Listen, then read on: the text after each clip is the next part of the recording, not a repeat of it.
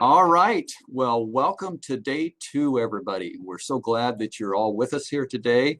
We've got some really exciting speakers coming up here, and I'm really excited about our CEO panel this morning.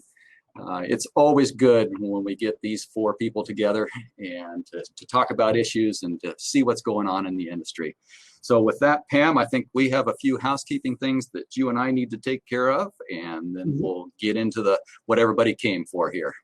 You bet. So just to remind you all, this Remo platform works extremely well. We really had no problems that I knew of yesterday. But if you should experience any technical issues, first we would want you to try and click on the how can we help in Remo, and work with Remo's customer support. They are excellent. If you need a little more help or that's not comfortable, then go ahead and click yourself over to the the help desk over in the left-hand top corner, and you'll talk to Amber and Jessica, and they can help you if you need that. So don't be afraid to do that. But yeah, the networking piece is just amazing. Oh, Roger's on mute. That always happens. I just want to make sure that we take time to make sure that we recognize our sponsors this morning. You know, we wouldn't be able to do this if it weren't for our sponsors. So I want to real quick name off who we have here today. Hush Blackwell, Bio Nebraska, Fluid Quip Technologies, CoBank, Nebraska Corn Board, Farm Credit Services of America, Pacha Soap Company, USDA Rural Development, American Coalition for Ethanol, and Fibro. And once again, when we go into our networking mode like we did yesterday, several of the 6 of our signature sponsors have tables over there. Please pop in and talk with them. Let them know that you appreciate them being here and sponsoring this forum. Sometimes they will leave their tables to go out and talk with others, but you may be able to catch them at their table there. So with that, Pam, I am going to get off here and let you go ahead with the panel. Super. I'll let everybody get up to the stage. And well, if you're like me, you probably had some of that popcorn yesterday that Fluid Quip provided in the swag box.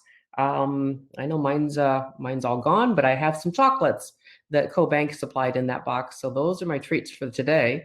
And then I might use that koozie that says, did you see that on there? It says there may be alcohol in here. Saving that for the happy hour for a little later. So great. Okay, we are just about good. We're going to get Jeff Cooper up here yet too, and then we are ready to go.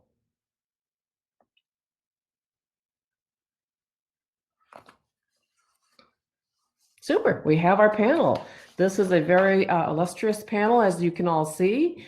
I've got wonderful bios, but you can also see them on the platform and in the materials. So I'm not going to give you their complete bios because it would take too long, but just to rattle off our names and introduce our speakers, we have Brian Jennings, the CEO of American Coalition for Ethanol, ACE, Emily Score, CEO of Growth Energy, Jeff Cooper, President and CEO of Renewable Fuels Association, and John Doggett, CEO of the National Corn Growers Association. And we thought we'd start by having each of you take a few minutes, give us some of your perspectives from the national level, from issues you're working on, issues you see being important. We entitled this session as What's Ahead for Ethanol. So we're not really looking so much in the rearview mirror. We do that a lot, but we really, in this forum, want to look forward. What can we do? What should we do? How are we going to be successful? So if I think I'll start with Brian and just go in that order: Brian, Emily, then Jeff, and then John, and then we'll have time for questions as well. So please go ahead and use the Q&A, and I'll be watching that and then repeating the questions to our speakers after they all complete their presentations. So Brian, can I start with you, please? Absolutely. Can you hear me all right, Pam? Very good. Yep. Well, it's wonderful to join you and the Nebraska Ethanol Board and this esteemed panel. I see you're going with age over beauty in terms of order of the speakers. So that's unfortunate, but I'll do my best. And I don't want to look backwards very much either, Pam, but I guess it's hard not to think about where our industry was a year ago. when demand for ethanol, demand for transportation fuel really began to fall off a cliff at about this time. And we've had this dark cloud, right, hanging over us for a very long time. But I see signs that, you know, the sunshine is starting to poke through those dark clouds. You see the rate of vaccinations taking place across the country. You know, in one respect, it took us too damn long probably to get here, but what an encouraging sign with the rate of vaccinations. And I'm hopeful that, you know, people are going to get back out there on the roads just in time for the summer driving season to pick up and hopefully demand to pick up. I'm very encouraged by ethanol's blending economics today, and that's something we're working on the marketplace side, on the commercial side. You see ethanol trading at a nice discount to gasoline. RIN value is incredible right now, and to the extent that, you know, refiners are blending, jobbers are blending, retailers, this is a great time for retailers to add E15 and E85 if they haven't done so already. And we're making that case as well as we can in the marketplace right now. The price advantage, as long as that RIN value is passed down, is incredible at the retail level. There are signs of life in the export market, of course, and very encouraging to see China get back into the marketplace with some vessels heading there now and commitments to buy significant volume this year. I think about the new administration and how we've, I think, turned a page. It's too early to, you know, to tell for sure, and we need to be vigilant. But, you know, one of the very first actions that Secretary Vilsack chose to take was to announce that he was going to utilize some of the unspent stimulus funds that USDA has at its disposal to help out biofuel producers and others who so far have been left behind. And then, of course, even before Michael Regan was confirmed to be administrator of EPA, EPA started, I think, on a very positive foot, a very positive step in the right direction by saying, we've been getting these small refinery exemptions wrong. Essentially, that's what they're saying by agreeing with the victory, the RFA case that we're a part of in the 10th Circuit. So I'm really encouraged by that. Obviously, we think there's some carbon market opportunities out there at the state and federal level, and I'm sure we can get into those things. But I'm choosing to be optimistic today, and I think there are a lot of signs that our industry is heading in the right direction. Brian, thanks. That's a great overview, and you touched on a lot of things I was hoping you would, and I knew you would, so excellent. Thank you. Emily, can we go to you next and hear your perspective on what Growth Energy is focusing on these days? Hi, Pam. Can everybody hear me okay? You sound great. Okay. Well, thank you for having all of us. I really enjoy when the four of us get together. So hello, Nebraska, and nice to be able to get together virtually. I look forward to being able to hopefully soon get together in person. Maybe I will continue with Brian's optimism and offer a few additional remarks, really looking at priorities, politics, and then marketplace. Our priorities as an industry from 2020 to 2021 don't really change that much. We still have to restore integrity to the RFS. We still have to accelerate market access at home and abroad. What's really changed is that everything will be discussed and viewed and determined through the lens of a climate conversation. And so this administration has been so strong in saying that climate is not only a policy, but it's a political strategy. It's how the administration is going to hold its coalition on the left together. When you've got more than 15 White House working groups on the climate, when you have directives that climate will be an overlay in terms of every federal agency decision, we take that seriously. I think we as an industry have responded really well. We're very consistent in putting forth a really good narrative that we have in terms of our value proposition for this conversation. If your goal is net zero emissions, we can help you get there. EVs alone won't get you there. You're going to need biofuels. Great data coming out in January, 46% greenhouse gas reduction relative to gasoline. That's just your basic corn ethanol.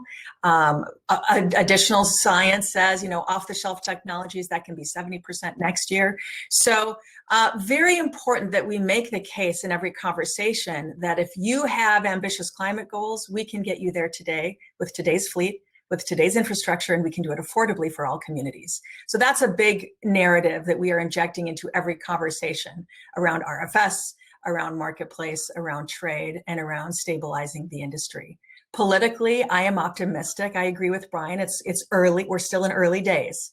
People are still getting their sea legs, and we're still establishing our bona fides with this administration.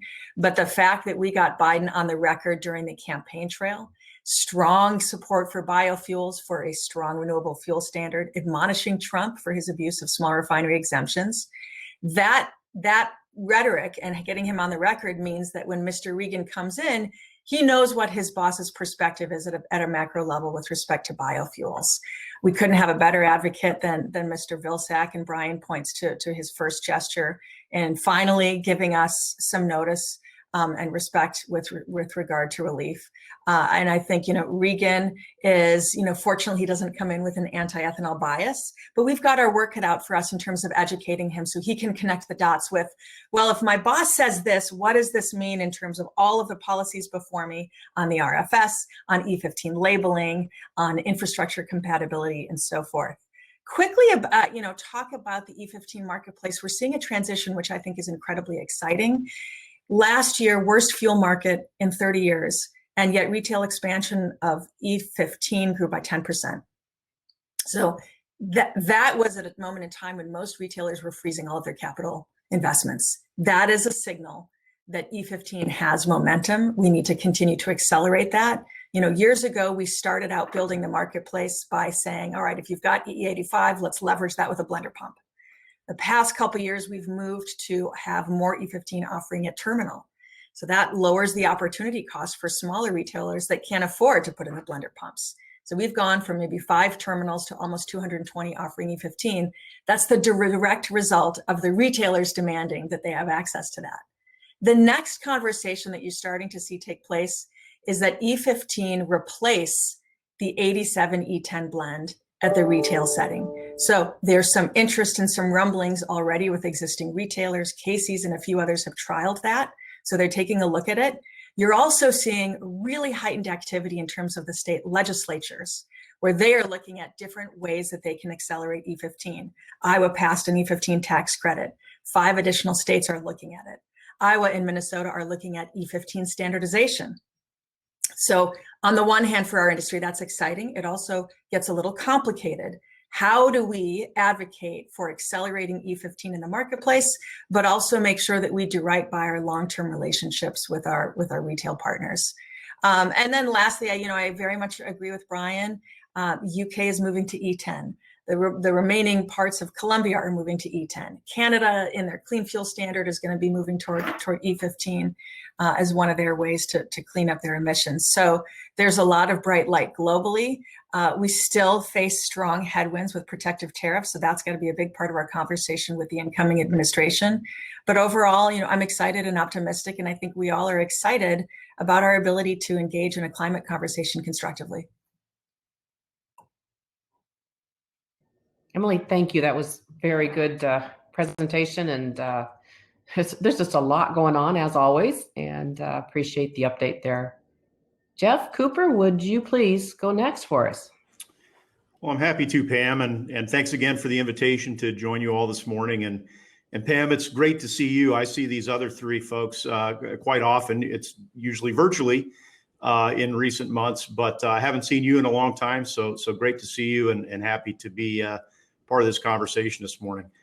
I guess I would add my voice to the chorus that you've already heard from Emily and Brian.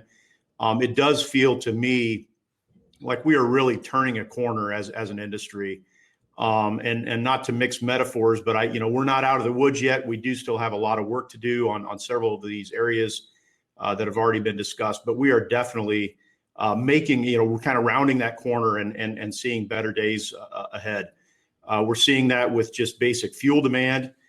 Gasoline consumption continues to rise. There are some analysts expecting that we're going to be back at pre-pandemic levels of consumption as early as this summer, as more folks are vaccinated and getting back on the roads. We've seen a few, weekly reports from EIA recently that indicate that things are headed that direction. So, first and foremost, I think that is really good news and reason for optimism. Helps get that floor back under our industry and gets us focused on growth again, instead of just recovering and clawing back and getting out of the hole that COVID put us in. I think we're also turning a corner on the RFS. As has already been mentioned, I mean, we have had our struggles with the implementation of the RFS the past several years. The small refinery waiver exemptions and numerous other issues have really limited the ability of that program to drive demand. We're seeing that program return to driving demand and growing consumption. If you look at the average ethanol blend rate in November and December, as RIN prices were beginning to escalate and as the marketplace was growing more confident that the RFS was going to be implemented as intended, we saw that blend rate creep up to record levels, 10.78% in November and 10.81% in December. And that's the most recent data we have available. We expect to see that continue to grow. And obviously that's reflective of the increasing contribution of E15, growth in E85 consumption. I mean, if you look at the sort of RIN-enabled discounts on E85 right now, it's pretty clear to see that consumption is growing in that space because of the fabulous pricing that we're seeing on the street.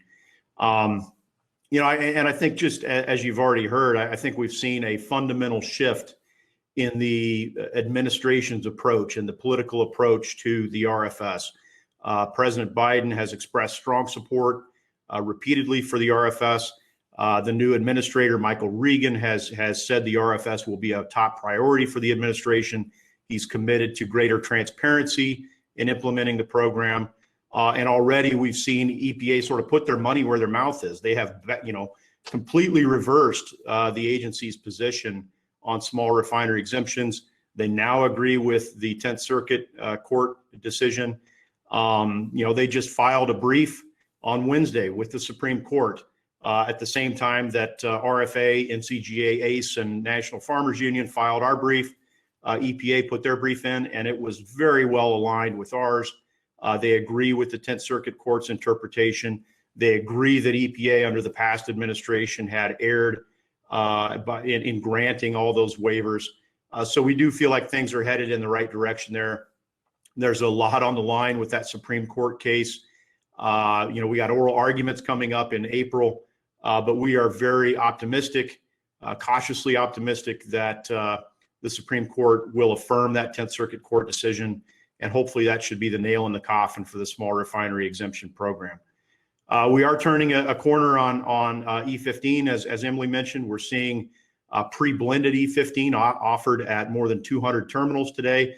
That's a relatively recent, happening in the marketplace, and that really helps a lot of retailers avoid some of the more costly infrastructure hurdles at the retail level. And again, a lot of that's being driven by RIN pricing and just the favorable economics, around blending right now. Turning a corner on exports, as you've already heard mentioned, we did see China re-enter the market in the last few months. We even saw some product move into Brazil. We do still have tariffs in both of those markets, and I think it just speaks to the tremendous economic benefits and competitiveness of U.S. ethanol when we can get into China with a 30% tariff and get into Brazil with a 20% tariff, just because our product is so competitive in those markets as a high octane, low carbon fuel additive. So we certainly have work to do in the export space, but again, the signals we're getting from the administration are positive. We've had good dialogue with the new U.S. Trade Representative, Catherine Tai, and her team. They are prioritizing the ethanol trade issues as they look at ag trade issues that need to be resolved. So overall, a very optimistic feeling as we move a little further into 2021. Certainly a much different feeling than we had at this time a year ago when the market was sort of entering a tailspin due to COVID-19. So I guess now the question is what's around that corner once we make the turn. And you've already heard it mentioned a few times today. We think the conversation for the next 4 years, certainly the next 2 years, is going to be all around carbon and what can we do to reduce carbon emissions from the transportation sector. We know ethanol is going to play a significant role in doing that. We know ethanol is available today at scale to really help quickly reduce carbon emissions from transportation. We don't need to wait until 2035 or 2050, to electrify the fleet. We can do a lot right now we can do a lot more with ethanol. So we think that's going to be a big part of the conversation. We think a national low carbon fuel standard is going to be something that is discussed, and we want to be at the table. We are at the table for that discussion, and would encourage the industry to embrace that opportunity and discussion rather than run from it. We absolutely believe that ethanol can be a net zero transportation fuel source. When you think about the fact that, as Emily mentioned, we're already 46% better than gasoline on average, we can get to 100%. We can get to carbon neutral or even carbon negative by adopting things like carbon capture and sequestration, by making sure our regulators are properly accounting for soil carbon sequestration, by replacing some natural gas with biogas. There's just a lot of things that the industry can do to keep driving that carbon intensity score down. And the industry will do those things if the proper signals are out there. And we think putting a price on carbon through a low carbon fuel standard is the way to do that. So I'll stop there, Pam, and look forward to Q&A and continuing this discussion. Perfect, Jeff. Thank you. That was great. John Doggett, would you go next, please? Happy to, Pam, and thank you for the opportunity to be with you today. And since I was seen to be tagged with the old guy tag, and as the victim of ageism on this panel, I am going to go ahead, Pam, and do something you asked us not to do, and that is I'm going to look to the past.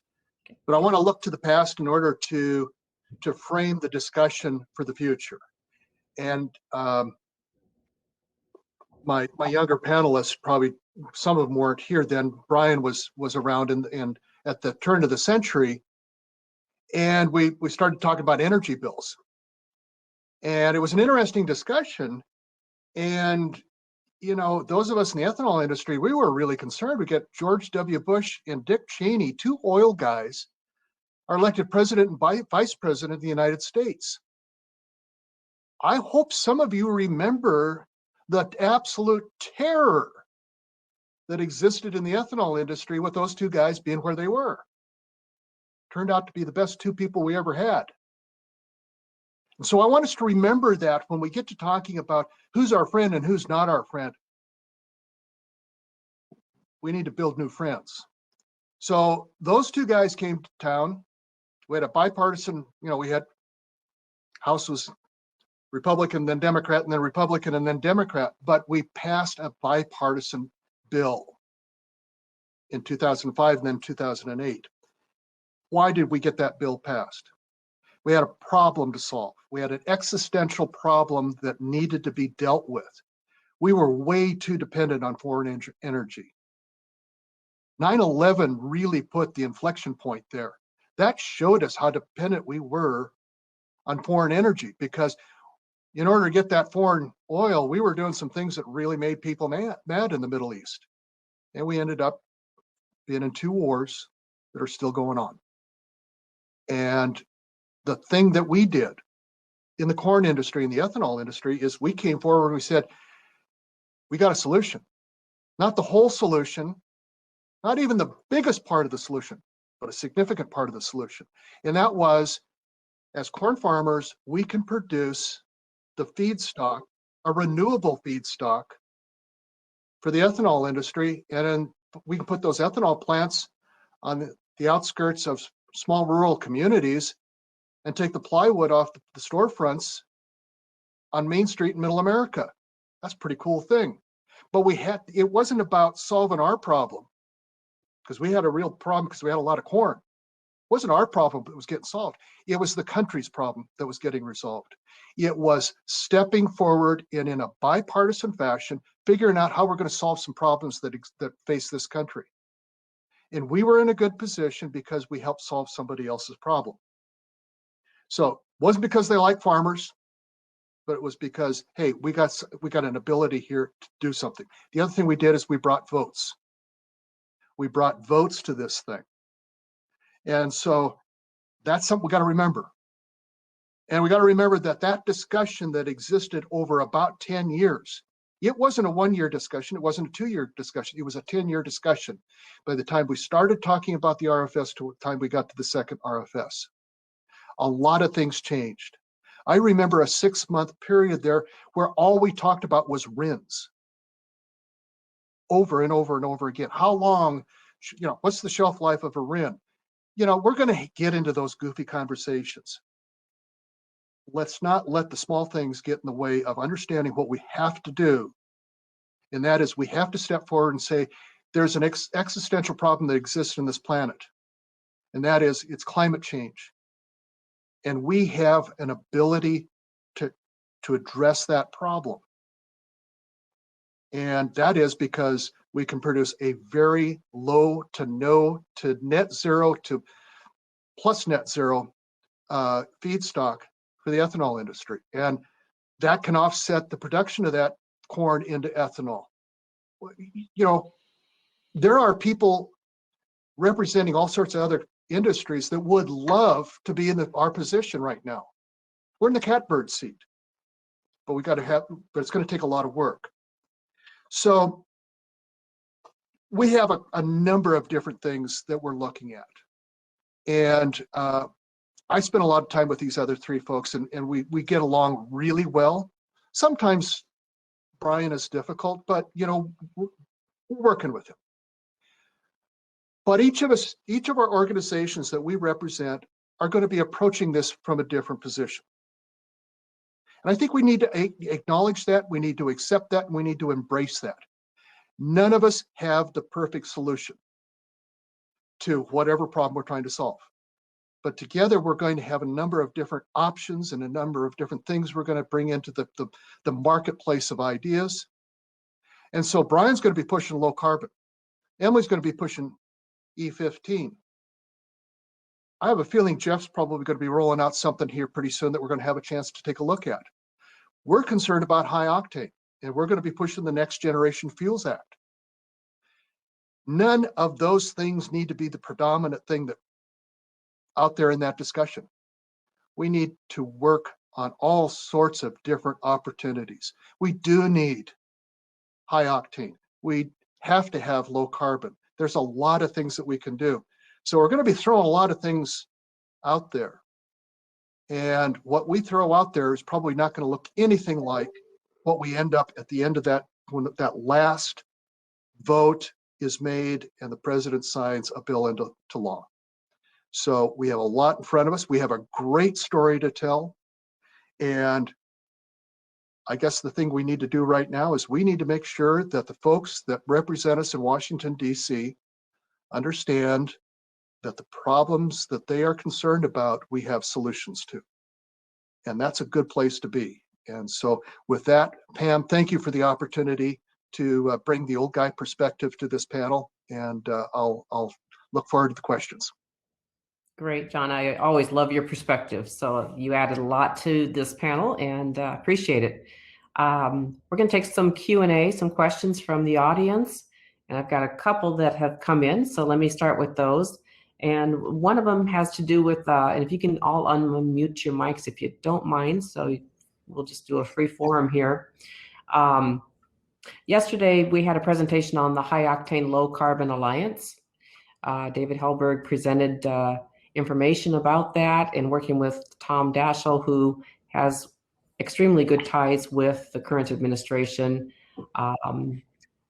Could you speak to that approach that he was describing as more of a regulatory approach versus a legislative approach?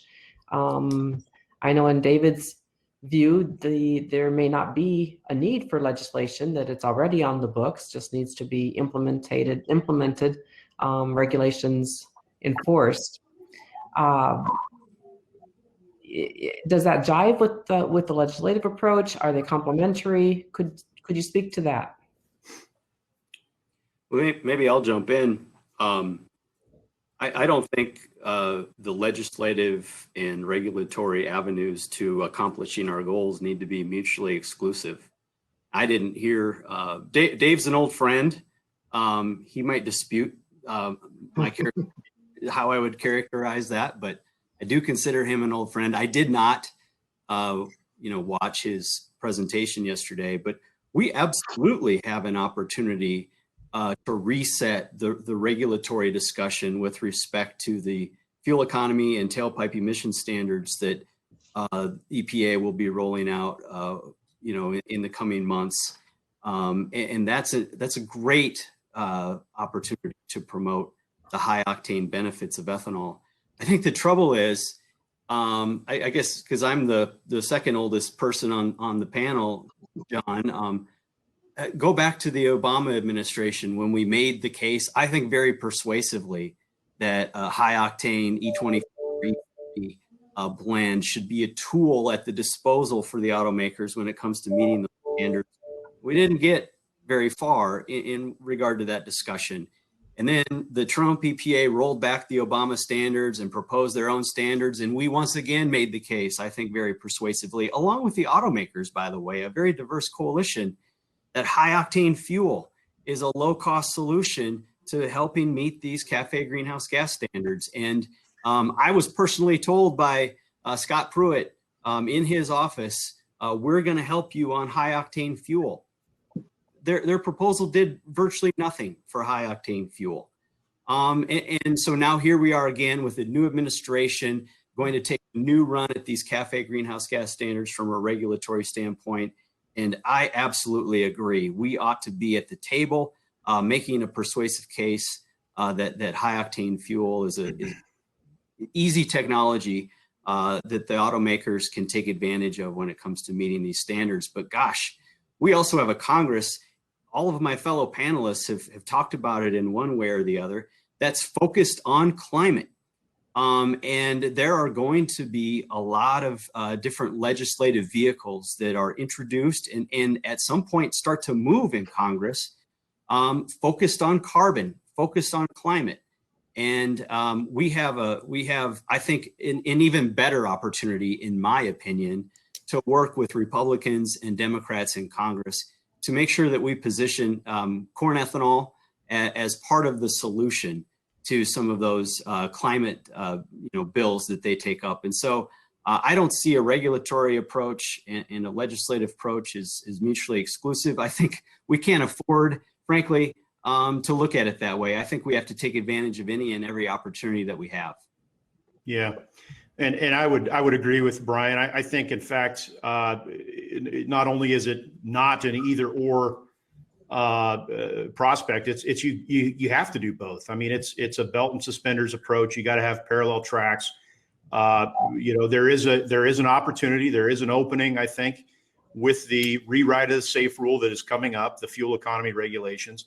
Michael Regan this week said that by the end of July, they're going to have a proposal out for new fuel economy standards. They're rolling back Trump's rollback of the Obama era standards. So we're kind of doing this, ping pong game on fuel economy standards, but we're expecting to see this administration's first foray into those standards by the end of July. So we do think there's an opportunity between now and then to do as much as we can to help educate the EPA and the new administration about the value of octane, about the fact that it is low-hanging fruit, that you're leaving fuel economy, fuel efficiency and emissions reductions on the table by not addressing fuels in the context of fuel economy regulations. Those regulations have always been focused just on the vehicle and the engine technology. Of course, fuels and engines work as systems, so you need to really address both to get the most bang for the buck out of that system. I guess I would maybe disagree with Brian a little bit about we certainly and strongly support a legislative approach on high octane, low carbon. We were big time supporters of Sherry Bustos's bill last Congress and had quite, a large hand in helping get that across the goal line. But I think it's going to be tough in this Congress to get traction on legislation that sort of leads with octane. As we've all been saying, everyone's focused on carbon. And so if the octane piece of this isn't wrapped up somehow in a low carbon bill, it's going to be tough to get traction. If you're trying to lead out of the gate on the octane, I think it's going to be really hard to get much interest on the Hill. So we do think there's a real opportunity on the regulatory side with an administrative approach, but we got a lot of work to do to educate the new folks at EPA about this opportunity and about this benefit. But we're part of that high octane, low carbon alliance as well, and we'll be doing our level best to make sure octane is injected into that conversation. I would add a few things. As we're moving from a defensive posture, I mean, so much of the last 4 years was a lot of ire that galvanized all of us, SREs, Trump EPA. That was easy for us to coalesce around. What is harder, as John mentioned, is how do we coalesce around the mechanism to build market share for us moving forward? There are a lot of good ideas out there. There is no one best idea. There is no one silver bullet. The most important threshold for us in any conversation is that we get a seat at the table and we are viewed as a tool in the carbon mix. So that's job number one. Job number two then is for us to frankly be opportunistic as an industry. I agree with Jeff. I think legislatively for the next 2 years, it's incrementalism at best. If things move, it's more, what is the opportunity on an infrastructure bill? What's our infrastructure play? What is our play in a budget reconciliation? What can we find in a tax conversation that's going to help biofuels? What is Regan going to be doing, and where are the opportunities where we can insert ourselves to our advantage? So it's crossing that threshold, getting the seat at the table, pushing our ideas. But I think rather than saying this is the most important thing that we need, this is exactly what we want, it's being flexible and agile. And when we see that opportunity moving, to the best that we can coalesce around that and get it across the finish line. I'll just agree with all my fellow panelists. Excellent. Good. I think you guys nailed it, that there is not one single approach. It has to be a multifaceted approach. And so good comments on that. And we're anxious to see. Timing is critical. I think, Jeff, you said by July, mid-July, they hope to have that wrapped up. So this is the time. And I think we're in a good spot to jump on that bandwagon. So thanks for working on that as we go forward. A lot of talk about national LCFS. I think, Jeff, you mentioned it as well. It's been a lot of talk about regional ones. The Midwest Clean Fuels Program, I think, is getting some legs as far as maybe, I think, in Minnesota. Brian, do you want to talk a little bit about that? And then I'd love to hear from all of you on how does that interfere or complement a national LCFS? Are we shooting ourselves in the foot by trying to push for states, or should we be more focused on a national? Pam, I thought you'd never ask. I get to answer this question. As you know, because you participated in some of these meetings for nearly 3 years, ACE has been working with the Great Plains Institute to try to mobilize, a diverse coalition in the Midwest, take an interest in state level clean fuel policy that's decidedly different than California in many respects, allowing E15 truly being technology neutral, so electric vehicles aren't picked as the winners by the government from the get-go. Insisting on the life cycle science to be right with respect to the carbon intensity of all fuels, a level playing field with respect to that, and having a policy in place that has a carbon market that's valuable enough that there's an incentive to pay farmers for practices that indeed help reduce the overall carbon intensity of fuel. And I think that that's embodied by the Future Fuels Act, this bipartisan legislation that was introduced in Minnesota that you referred to weeks ago. I'm under no illusion that the Minnesota legislature is going to enact this legislation this year, but we're starting the conversation, and it's not just in Minnesota. There's interest in Ohio and Indiana and Illinois and Michigan.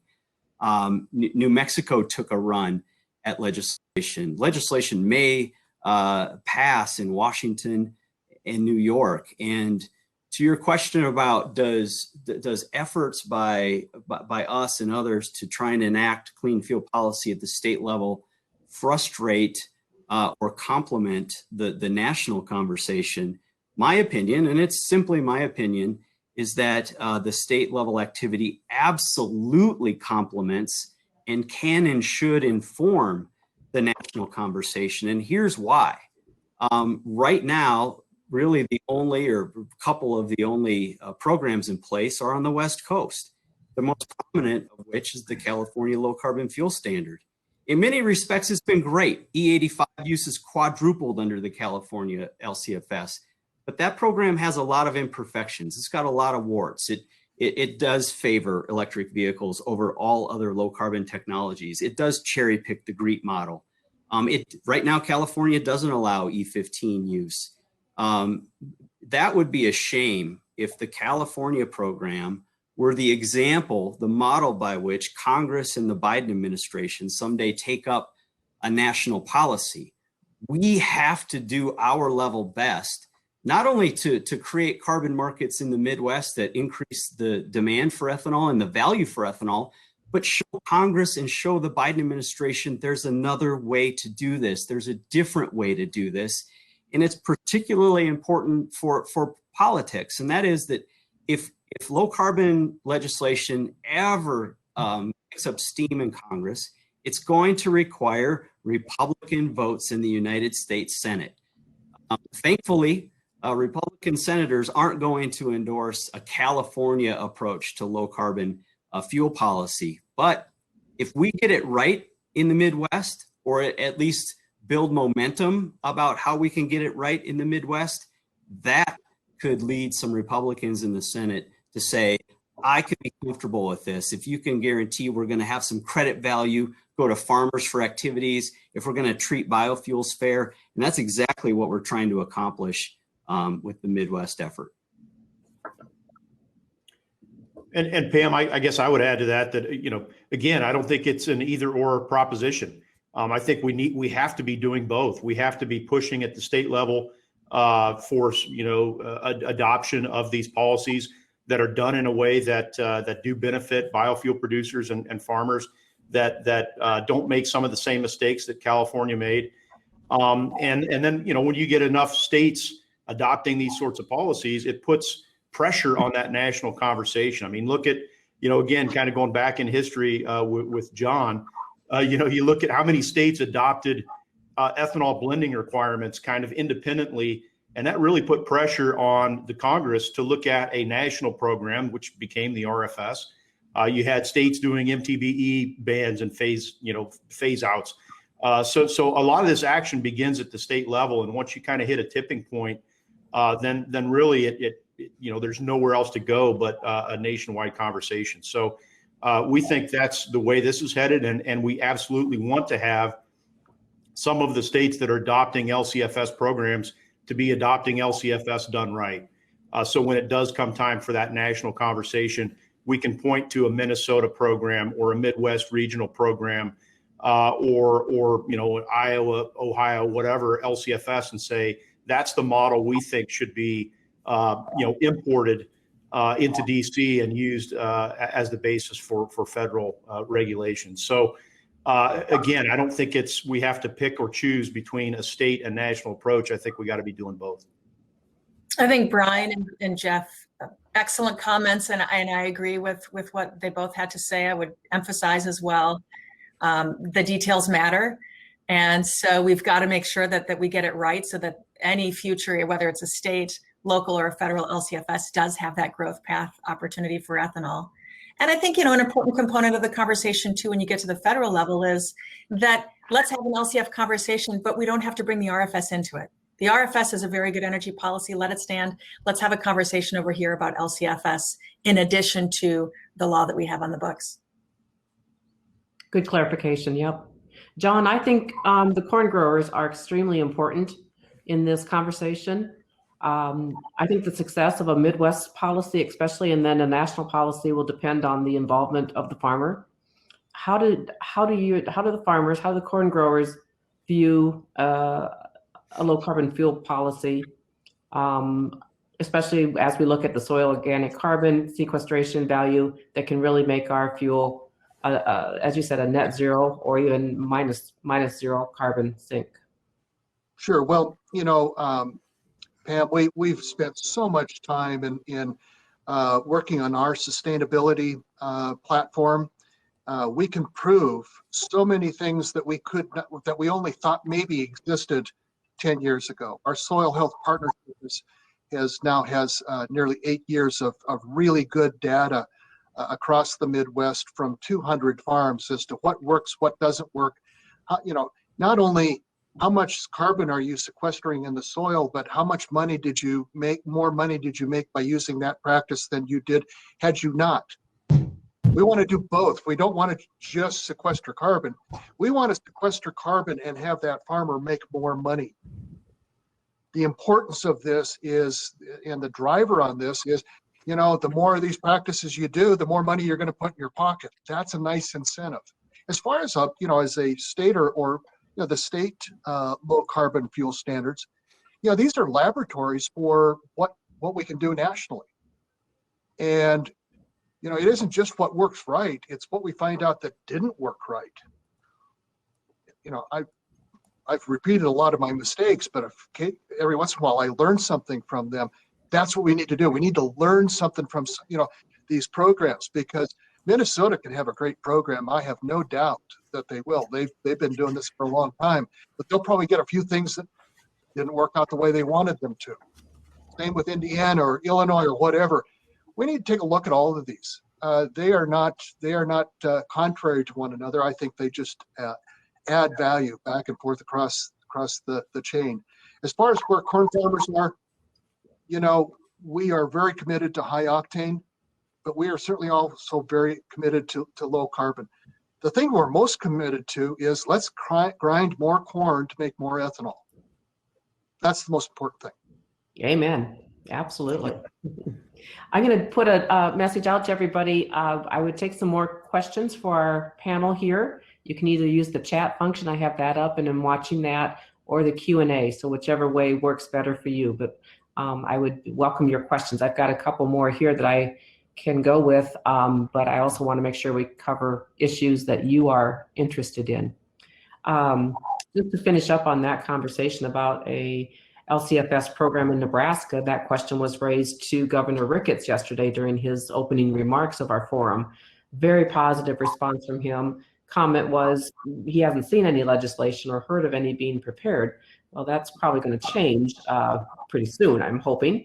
But he would look forward to looking at that. And as he finishes out his second term here in 2022, I think our timing is right to look at that seriously and see what we can do with his blessing as well. So we'll be working on that as we go forward. I'll bring one more Nebraska-centric thing, but it really isn't. The E30 demonstration study was released. The UNL, University of Nebraska-Lincoln, did a fantastic job of analyzing all the data that was done on the one-year study. And it was sanctioned by the EPA. It was blessed by them when they had moved forward on 50 matched pairs of cars that are non-flex fuel vehicles running on E30. Documentation was done, drivability, engine performance, etc. All of those statistical data points were analyzed by UNL and released in the study. So we're pretty excited about that. Actually, we're very excited. We liken it to the million-mile demonstration of E10 back in the day that got that onto the national scene. I don't know if you've all had a chance to see it yet, and if not, I'll make sure and get it to you. But what more can we do with that? Well, Pam, I'll start there. I mean, I do think it's very exciting news. I think it's great information. I think the fact that it's got the imprimatur of the Nebraska government behind it, and the fact that EPA, sanctioned this trial and allowed it to happen, I think is very powerful. I think the fact that you got more than 300,000 miles traveled on E30 in non-FFV vehicles and showed really no drivability issues and frankly, no significant loss in fuel economy. I think those are all very insightful and powerful findings. I think, to answer your question, the next step with that ought to be a very serious conversation with EPA between, the folks at EPA and the folks at the University of Nebraska who conducted this study and other state folks there in Nebraska, just to share those findings and exchange that information. We've been telling EPA for a long time that there is absolutely no reason. And again, the rewrite of the SAFE rule may provide an opportunity here. There's no reason for them not to, on their own accord, adopt a fuel waiver for E30 in new light duty vehicles, non-FFVs, and send that signal to the automakers that, hey, it's time to start, hardening these vehicles, building these vehicles, engineering and designing and warranting these vehicles for the use of higher blends like E30 that obviously bring a significant octane benefit along with them. So again, I think the Nebraska study is a very important data point. And I think it gives us, as an industry, a really powerful tool to interact with EPA and a really good resource in our advocacy with the agency to look at the next step for ethanol blends. My congratulations on that study, Pam. What was very nice to see is that it garnered not only national attention, but actually international attention. And we've been working very closely with a coalition in Mexico, trying to get their regulatory body to come out with new E10 regulations. And so very immediately, that group of stakeholders seized on that study. And it began a conversation in Mexico about that. So I applaud not only, I applaud the quality of the research that enables all of us to be able to use it and leverage it in all of our conversations at the state level, at the federal level, and at the international level moving forward. And that's what we have to do. Thanks. If I could jump in, just a couple of comments, dating myself, but some folks might remember back in 2007, ACE did a very small study. I think it was only 4 or 5 cars on E30. And it turned out very similarly to your findings, but your findings are much more robust, of course, in Nebraska because of the number of vehicles, and has been indicated, EPA sort of issued that waiver through Governor Ricketts. I would love to see more states follow Nebraska's lead. So if you're watching this, listening today from another state, this is a great thing to talk to your governor about and try to encourage other Midwest states to take this on. And the last comment I will make is just building upon John Doggett's wise words about whose problems can we help solve in the context of having conversations with EPA about those CAFE greenhouse gas standards. E30, high octane E30 can solve a number of problems when it comes to providing a tool for automakers to comply with those standards, reducing tailpipe emissions and life cycle greenhouse gas emissions.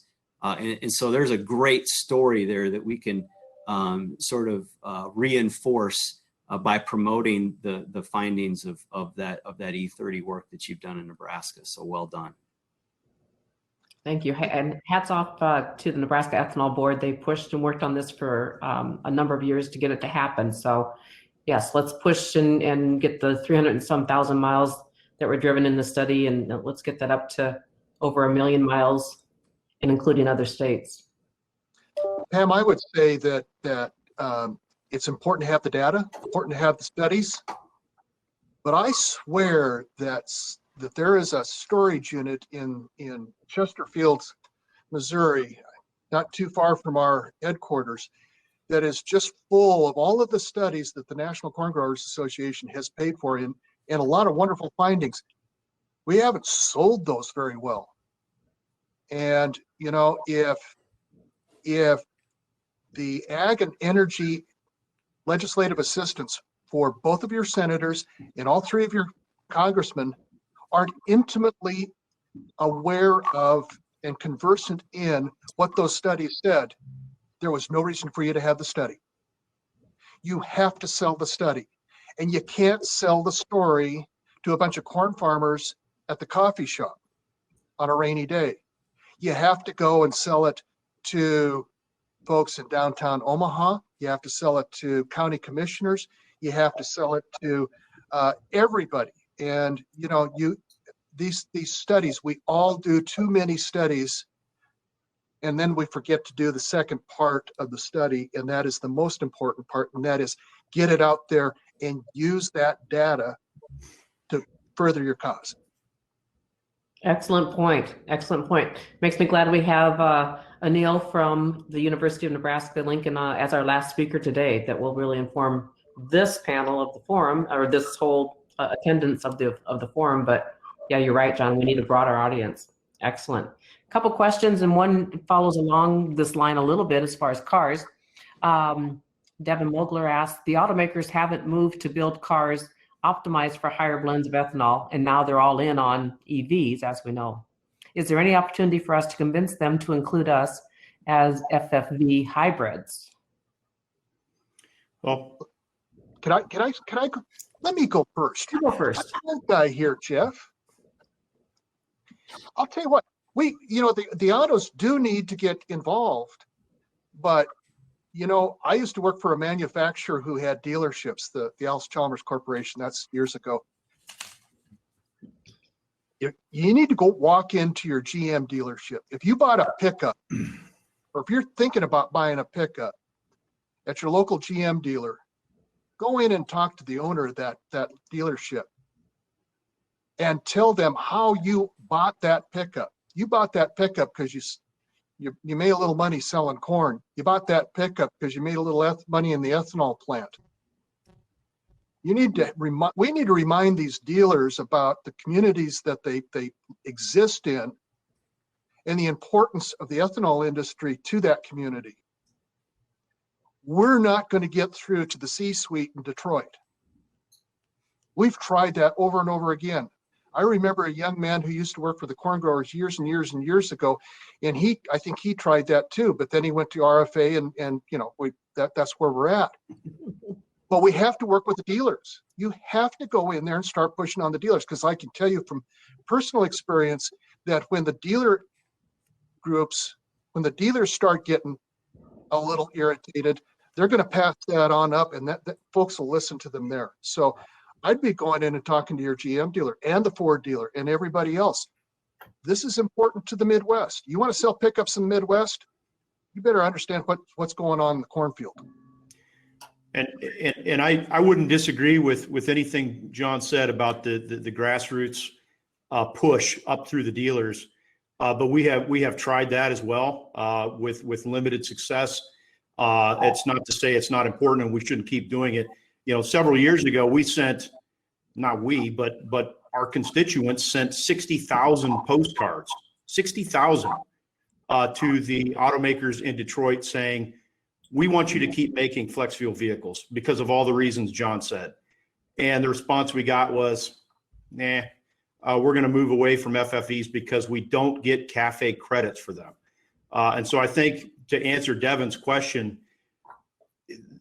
CAFE compliance credit is worth more than gold to the automakers.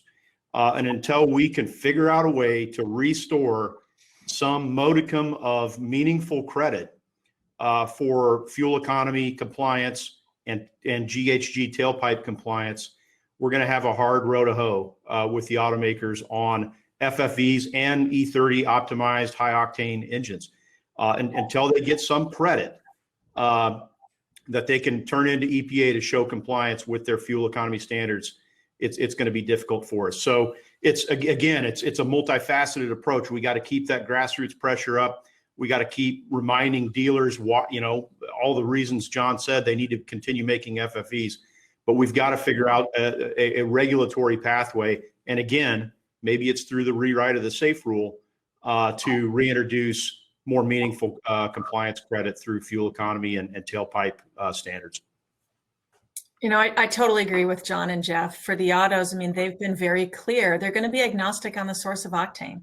They're not going to weigh in for ethanol one way or the other. It's all about the incentive for them. And Jeff laid that out, I think, very clearly. So what is the policy mechanism that incentivizes them to work with us? That's what's going to be the key to getting them on board and changing the equation.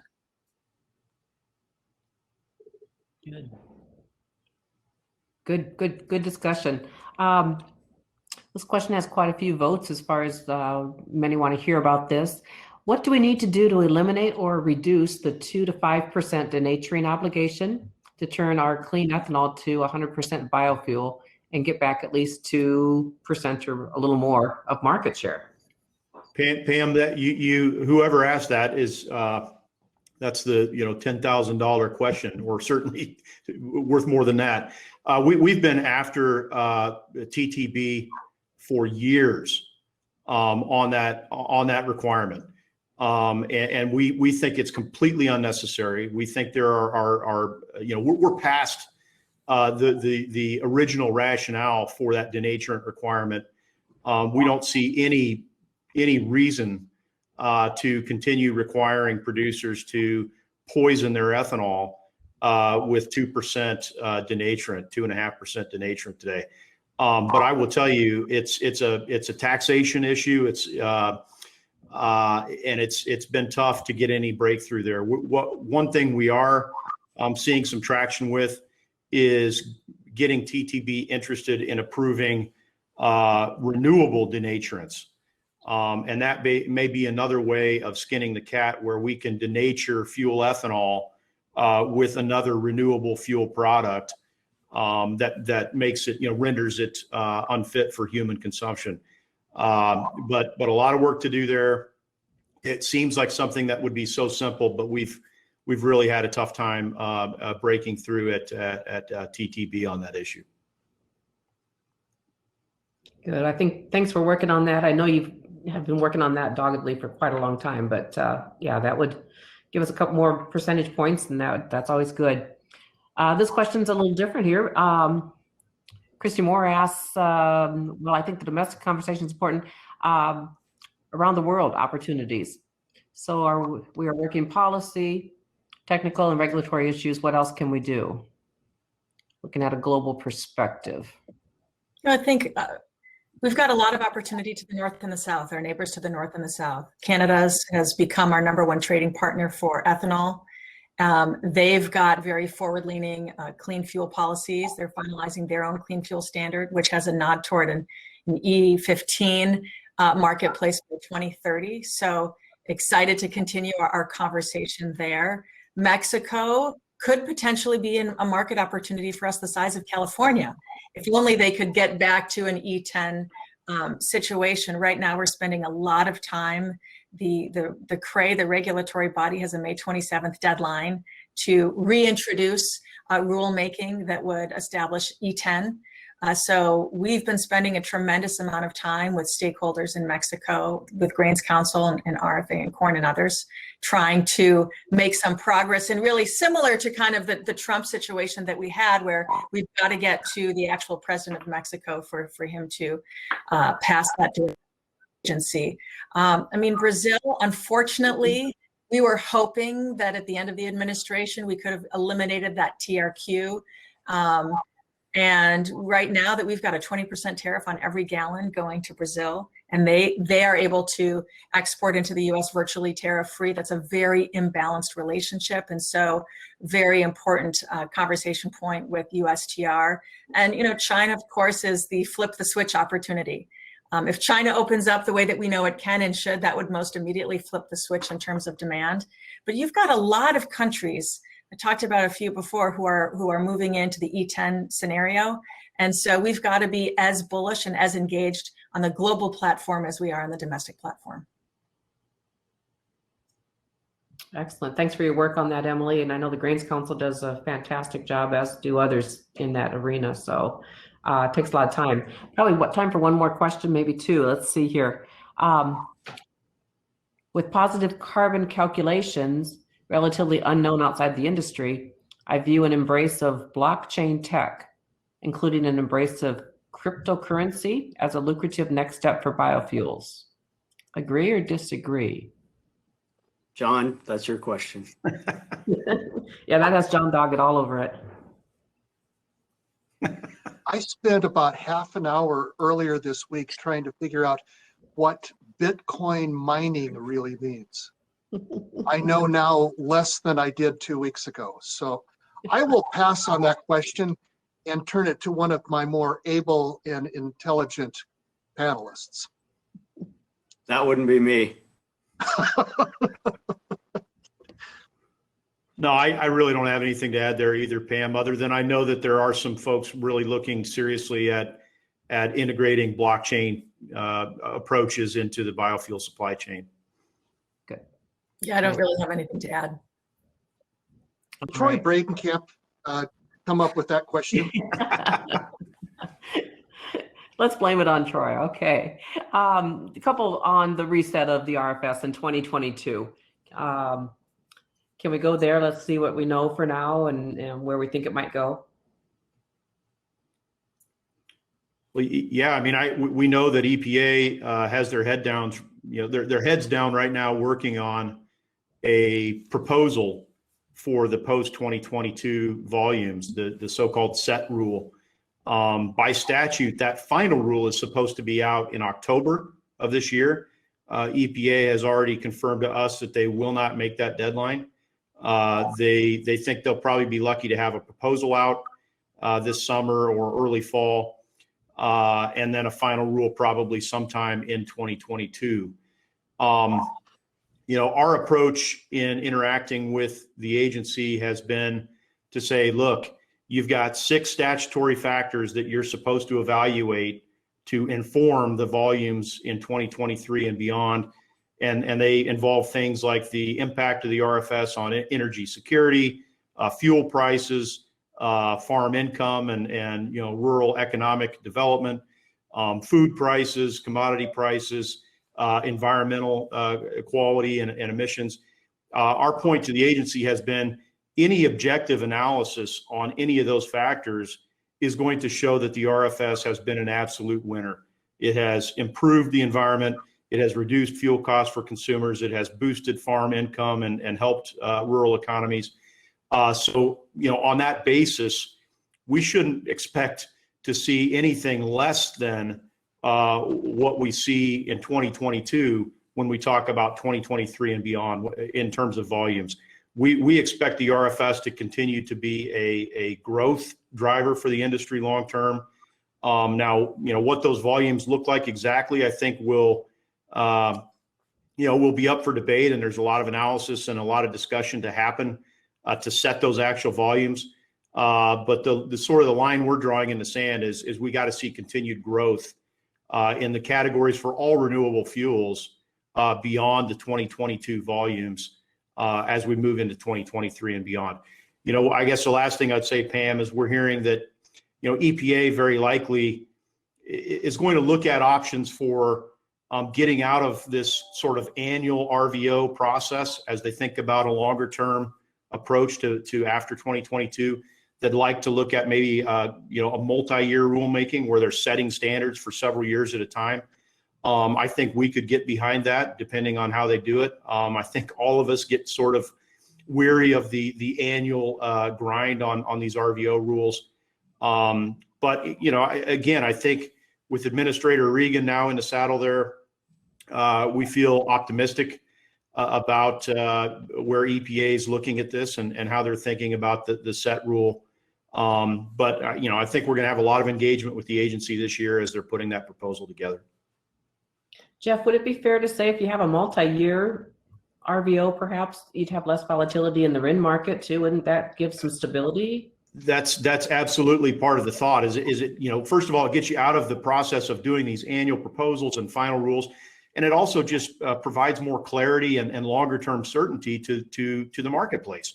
Again, look at some of the LCFS programs that are out there. The California LCFS, they put a 10-year schedule out. Now they had to make some adjustments to it along the way, but that gave the marketplace some long-term certainty that they could bank on and invest against. We haven't had that with the RFS because of this annual process. So I do think there are benefits to doing this, 3 or maybe 5 years at a time when we look at volumes beyond 2022. This will be a massive rulemaking, unlike any one that we have seen, very different from the annual rulemakings that we've had in the past. So agree with everything that Jeff said, would add, this is going to be a big part of all of our engagement in the months ahead with EPA. We've been building out the data to remake the case for ethanol for actually several years now. And we'll have to remake the case, but we start with the premise that the RFS of tomorrow has to be stronger than the RFS today. So there should be, and we need to make sure there are opportunities for continued growth, as Jeff said, in all categories. I think we also have to manage our expectations. It is not going to necessarily deliver kind of the seismic step change in demand that we would see with some other mechanisms. But it's going to be really, really important for the industry, and it's something that we can't take for granted this year. Pam, if I could jump in just briefly, just something related to the RFS and this new EPA. We hear Michael Regan say all the right things, right? I have an open door policy. We're going to restore transparency and integrity to the RFS. There won't be any surprises. We're going to follow the science. Those are all very encouraging things to hear from the new EPA administrator. We also hear him very, very carefully talk about biofuels and specifically say, well, we're especially supportive of advanced biofuels. And I think everyone knows that's a loaded term. There's one definition of advanced biofuels. It's in the RFS, and it specifically excludes cornstarch ethanol. It's if you reduce greenhouse gases by 50% compared to gasoline, but cornstarch ethanol, you're not included.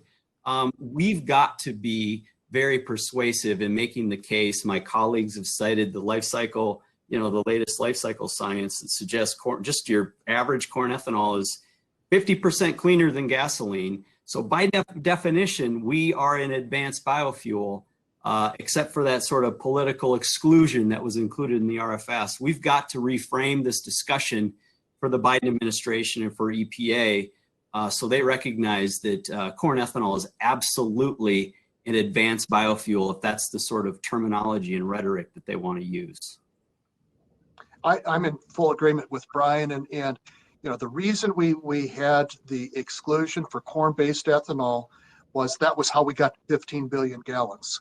There was a real concern that what didn't happen would happen, and that was we were going to have a massive move away from our traditional customers, the livestock industry, all those folks, and it was all going to go to ethanol. That's in large part why that was put in there. But in return, we did get the 15 billion gallons. We also need to remember that really by now we should be at 32 billion gallons of renewable fuels in the United States right now. We're not there because cellulosic ethanol is still 5 years away.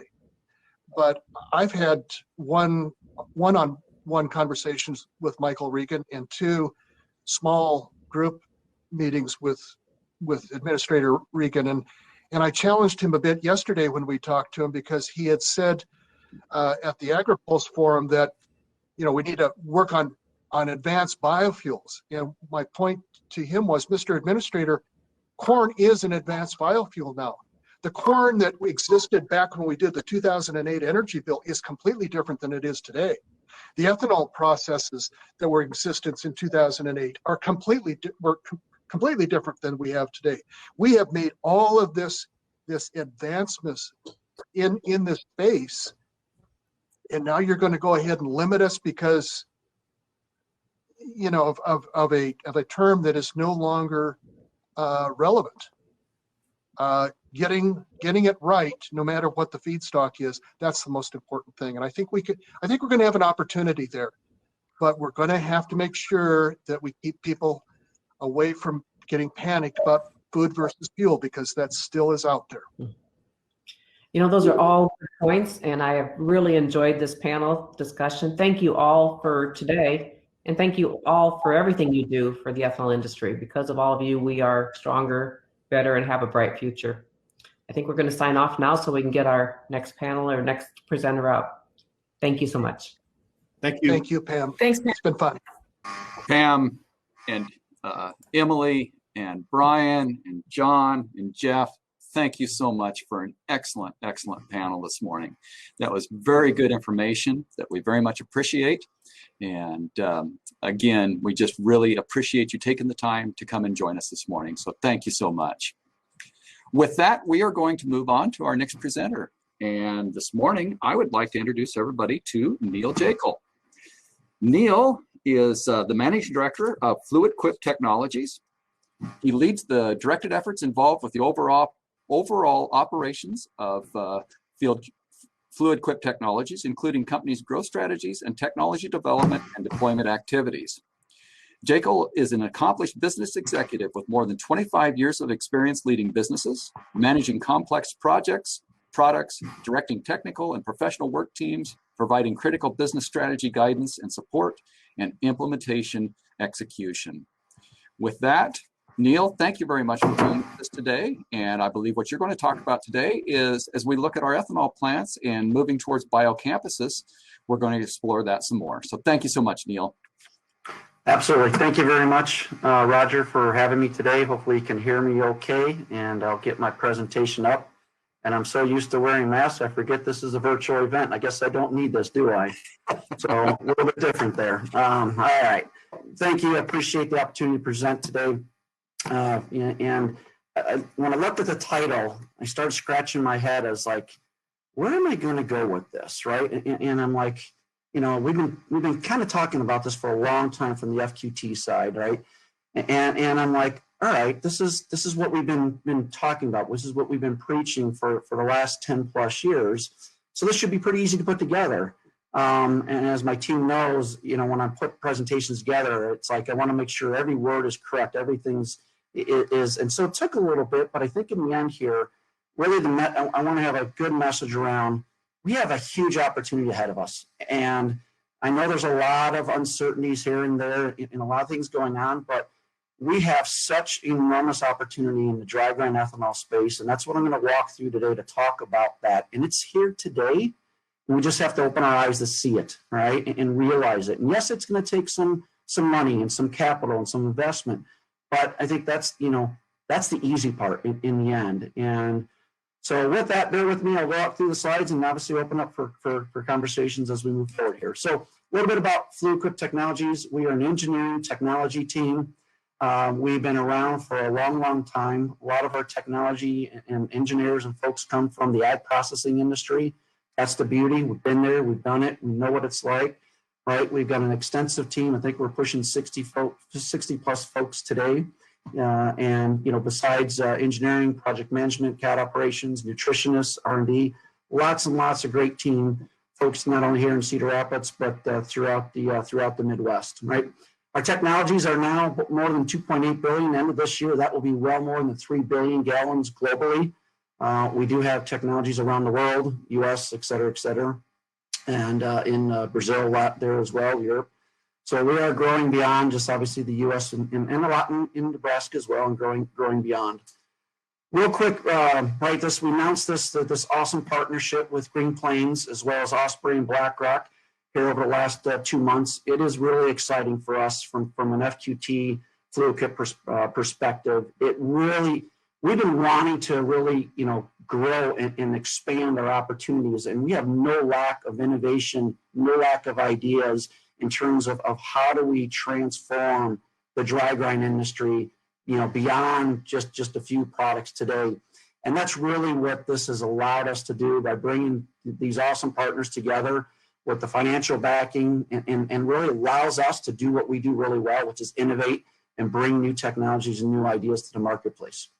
So with that quick introduction there, I want to take a step back and say, so what is a biocampus, right? So there's really no definition for biocampus when you go out there and try to look online, but if you break the word down, really it's the bio part, right, means life or living things. You know, campus is actually derived from the Latin word for field, right? So when you kind of bring it together, biocampus or biomanufacturing, right, it is really a living field, right? It is where things come together to thrive on natural natural feedstocks, right? Corn, natural feedstock. When you start looking at biomanufacturing, right, it opens up the opportunity to produce food and beverages and animal feeds and industrial applications, medicines, right? It is an enormous opportunity, all starting from those natural resources, right? What our farmers do awesome in this country, right? Very efficiently, very cost effectively, and driving down, right? We've heard a lot on carbon, driving down that carbon intensity. It really leads us to this whole diversity, science-based, innovative, technology-driven, natural. That's what I think of when I think about a biocampus, right? However, when you look at a bio-based plant today, it is a living organism, right? It is a living beast in a sense, but it lacks a lot of diversity today, right? When you think about the ethanol plant, it's got natural products going in, corn.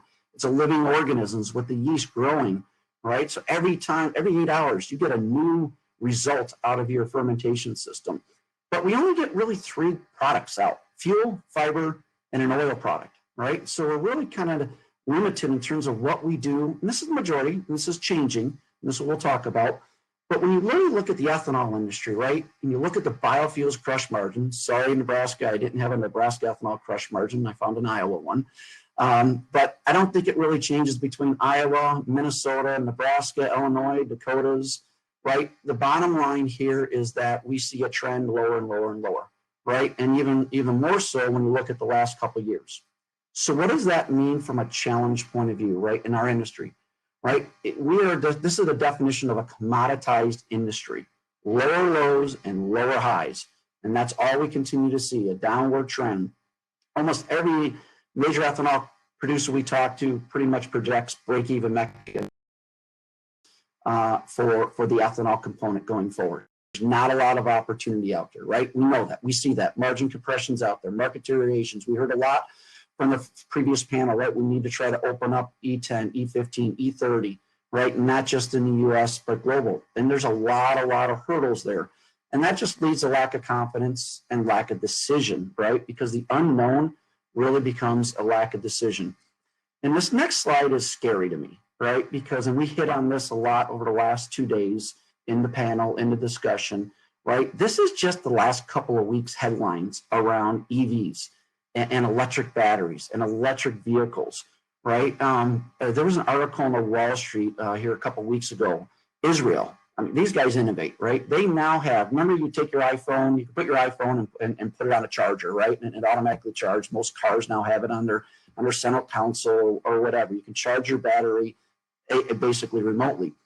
Right? What they're doing is building these lanes on roads, on highways, where you pull your car off to the side and it recharges as you drive down the road, right? So no longer do you have to stop and plug in. So the innovation is just enormous. It's exploding in this area. And it's scary. It's scary out there. What does that mean to our industry, right? So when you look at it today, we're at a crossroads of what's the opportunity ahead. It doesn't look really great out there. And one of the things I hear a lot out there that is challenging is, I hope things change. You know, I wish things will be different. Well, hope is not a strategy. And in my opinion, neither is legislation, right? We've been fighting legislation so long. I think David said it the other day and when he talked about, 100 years ago, Ford took on the oil industry and lost 100 years ago, right? What's that song? I fought the law and the law won. I fought big oil and big oil won. It's the repeat message.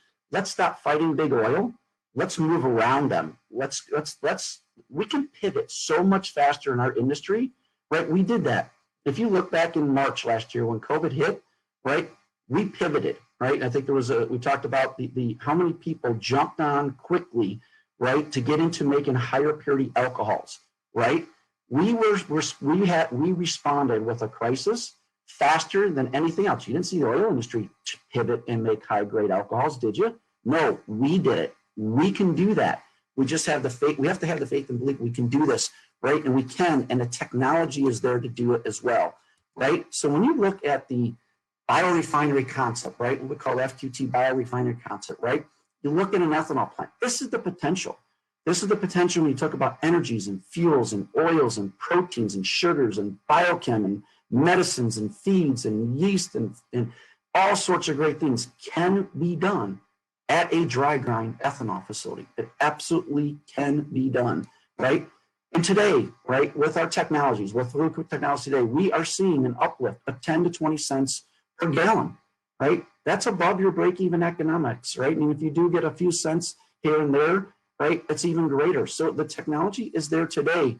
The beauty is it's going to be here tomorrow, and tomorrow, meaning tomorrow, Saturday morning, it's going to be here. We're working on advancing these platforms, these technology rolls out so that we can stop, we're so reliant on the ethanol revenue stream and so focused on that's the only thing. No, we don't have to be. The ethanol truly can become a byproduct, and let's look at all these other opportunities that we can make with that kernel of corn, that natural product, right? We can make food products out of that natural corn. Let's get away from that food versus fuel. No, we're going to make food as well, right? So it's not one or the other. And we can see some great margin uplift potentials when you start commingling and putting all these technologies together. That's the opportunity ahead. And really what it comes to is the biocampus, right? The FQT biocampus. We've been talking about this for a while. And why is that? Where did that stem from? Right? We're all a bunch of old wet millers for the most part. Most of our engineers have come from the corn wet milling industry. This is just north. I know normally we have this conference in Omaha. If the folks are in Omaha, go drive north, 20 minutes to Blair, right? I had the good fortune to work for Cargill and help build this complex when it was a piece of grass back in the early 90s, right? And you look at it today, there's a $2 billion+ investment.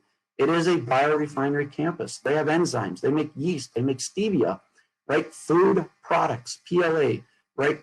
Biodegradable plastics. Yeah, they still make ethanol.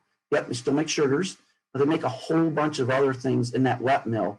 And that is what we can do. And we can do it a lot quicker and a lot cheaper and a lot faster.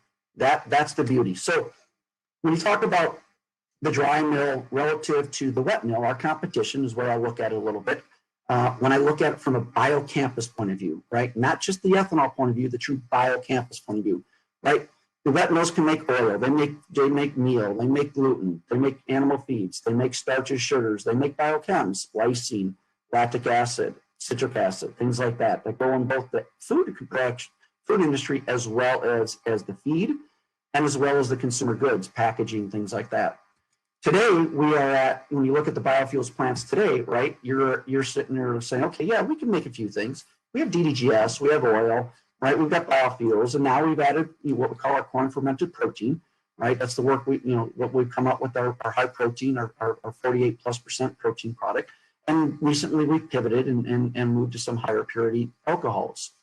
So what we really can do though, and it is to get that biocampus feel, right? We can take those oils, right? And get even more oil out to go to industrial oils, lubricants, right? We could take those proteins and make Zane proteins or amino acids or higher grade proteins or yeast, prebiotics and probiotic yeast components, right? We can separate the fiber out and make a pure stream fiber that can feed cellulosic. We can get true cellulosic fuels and biofuels out of it. We can make food fiber. The fiber we pull off the plant can go into the food industry. There's some unique characteristics of corn fiber. Textiles, biochemicals. The biochemicals is a big, and you'll hear more about that a little bit later. We can make sugars for food. We can make our dry grind plants a food production site, right? So we can get rid of those negative comments out there around we're taking all this food away and putting it into the fuel system. No, we can do everything. We can do it all. That's the beauty of the dry grind model going forward, right? And we're here today. We can make replacement fuels, right? Aviation fuels, higher grade alcohols for the hand sanitizer market. More and more demand. That's here to stay. There will be an inherent shift long term of those higher grade alcohols, and we did that. We shifted instantly, right? And because we had to, right? And I don't think the pain has been deep enough yet for us to do that. The pain was deep in March and February last year, and we pivoted and we did it. So we can do it again, right? So let's talk about, when we talk about the biocampus and we talk about the opportunities ahead, right? Let's start with protein, right? We're a big believer of protein. This is the first step of many steps in terms of getting to that biocampus, that biorefinery opportunity. On the protein side, right, the way we look at it is it diversifies your risk, it diversifies your revenue, right? We know ethanol is 80+% of your revenues today. We can switch that revenue stream to a more lucrative, higher value, even on a per pound basis, has more value than ethanol, some of these products. That's the other kind of game-changing concept out there as well. The other big thing, we are long on energy, we are short on protein globally. That is a big change in terms of the opportunity ahead. Protein. What you see up here is 10 million metric ton shortfall. That's every year, and some estimates have that at 14 million metric tons. If we took every ethanol plant today, converted it to one of our protein systems, we'd only be able to produce about 8 to 10 million metric tons. 1 year shortfall, right? So how do we continue to drive more protein, more yields, more diversity, right? That's a goal, right? And the thing with DDGS, it just happened, right? Pete Williams, one of our key nutritionists, been with us a long time, smart guy, right? He's like, look, this is an imperfect feed. It's a square peg in a round hole. He tells it much better. He's got a British accent to it, so it sounds really cool. But it is right. It is, we're trying to force something that happened. Well, let's take this imperfect feed and pull it apart to its individual components. That's what the wet mills have done for 30+ years, right? We can do the same in these dry grind plants. And we've heard about this today, a lot of legislative uncertainty. Our goal is to get away from legislation-driven revenue, right? Move away from legislative-driven revenue to market-driven revenue. That's where these things really come into play. And protein is a market-driven revenue, all right? On the global biofuels growth, we know it's limited. China came in, China could flip the switch and turn off, right? Brazil has importation duty. It's challenging for us. Let's think about what else we can do. Let's pivot. Right? Globally, soybean meal is maxed out in its inclusion rates. We need to move to more grain-based to improve animal health, animal productivity, right? And we have fished the oceans out. Our fish meal limitations continue to increase in terms of the availability of fish meal. We have to find a viable replacement.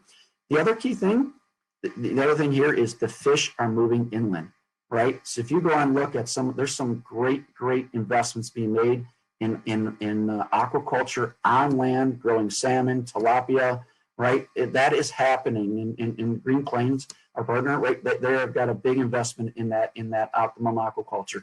That is coming, and these proteins are a great feed for the aqua space as well as the pet food space. So the demand is there, right? You know, we got to pull the trigger. That's the key thing.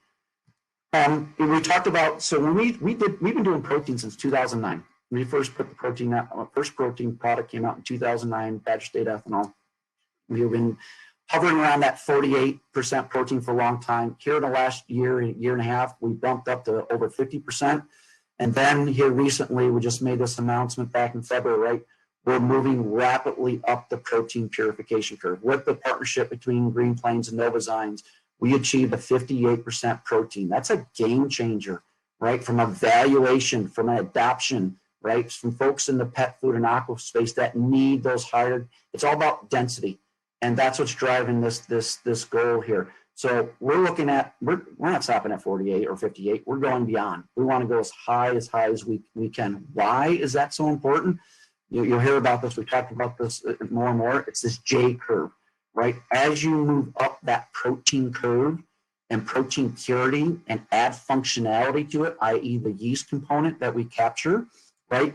It's not linear, right? You start getting this huge increase per incremental point of protein, where we believe over time as we get the 60+% protein, and we will get there. We're working hard, and that's what this partnership has really allowed us to do, is focus and get after it, right? We will hit 60+% protein.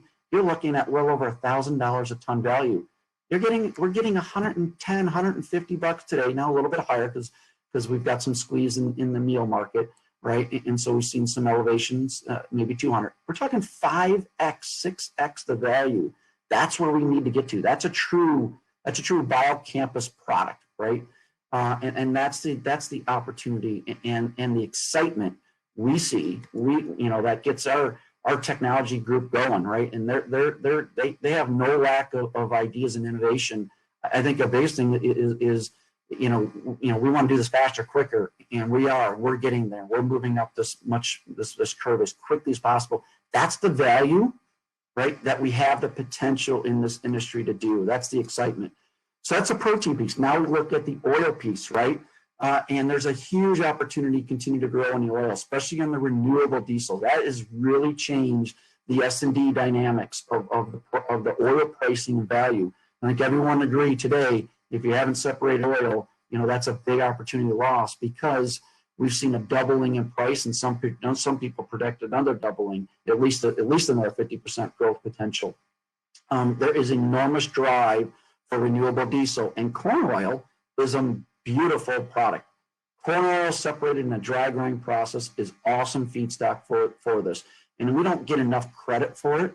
And that's one of the things we need to work on is how do we get more recognition of the value we bring with the technologies we have in our industry today. So that's another big opportunity. Plus, just into the feed market, oil into the feed market. And as I said earlier, we can take this oil into the lubricant market, right? There is a lot of interesting applications out there in terms of oil chemistry and things like that to take this low cost, low carbon intensity molecule really and upgrade it. That's the key thing there. The next big thing really is carbon sequestration. We've heard a lot about that the last 2 days. Several announcements in the area, and I think what I saw with David's presentation and others out there. This is another big opportunity when you talk about. It hits on so many key aspects around environmental, right? We've heard more and more about the climate reduction. We've seen, we have economic uplifts of 15 cents per gallon potential. We've heard a lot around from a low carbon fuel standard push, right? This is front and center. You bolt this onto your facility. Now this is an ethanol play, right? Because you're getting that lower CI. That's one of the many opportunities out there. You get a lower CI score, right? But it also gives you lower CI score potential across all your products, right? That's the other key thing here is it's not just driving low CI against the ethanol piece. We're driving low CI across all the products that could come out of the dry grind plant. And you'll hear more here in just a little bit about this, right? The technology, it's being done today, right? And this has got a lot of positive social impact on getting CO2. Now, granted, this is isogenic CO2, right? It's not dead dinosaur bones that have been degraded down and pulled out into the atmosphere, right? So we're doing our part. Where are the others out there? Again, it's that pivot, how quickly we can pivot in this industry and go do. Others can't, all right? And that's the beauty of where the root started of our industry is. There's not too many things we won't go and try and do. I think we've just been more apprehensive lately to focus, on some of the wrong aspects. I think we focus on the technology, and a diversification to move to a biocampus. That's where the fun really begins.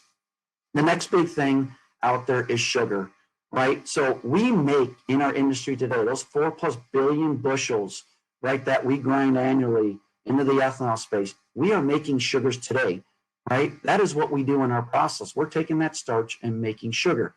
The difference though, right, is that sugar is going right into making ethanol and CO2, right? So we are unlocking the potential here to look at these biorefineries, these biocampuses, to become sugar production facilities. And why is that so important? You now get into this whole realm of biorenewable chemicals and technologies, and not just chemicals, but feed ingredients, food ingredients, right? How many companies out there are trying to grow cultured meat, right? The impact, from moving from beef or dairy with some of the perceived negative, right? To now I can grow, meat on, in a petri dish, right? I could produce milk without the cow. I could produce the chicken or the egg without the chicken, so to speak, right? Lots of effort, but what are the key things? All those technologies, they need a carbohydrate. They need a renewable carbohydrate. And in our industry produces enormous amount of renewable carbohydrates. So we are enabling, and we're also doing it at a fraction of the cost what the wet mills can do it at. Again, we can pivot quicker. We can move these directions, right? Sugar will continue demand, right? The wet mills are constrained. To build a wet mill, right, is a minimum of $500 million today, right? And what is it doing? It's making starch. We don't need starch, we need sugars, right? Our ethanol plants make a lot of sugars. We have the capability to separate those sugars out. That's the beauty we bring to the table here. We enable this industry to pivot and move forward, right? And the other key thing, we could do that at a lower cost, which enables these biochem, these renewable technologies, these startups, these synthetic biology companies to get to the market quicker.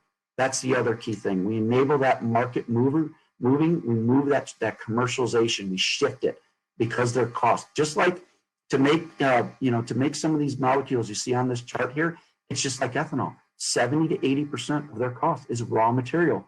We can shift that cost a little bit.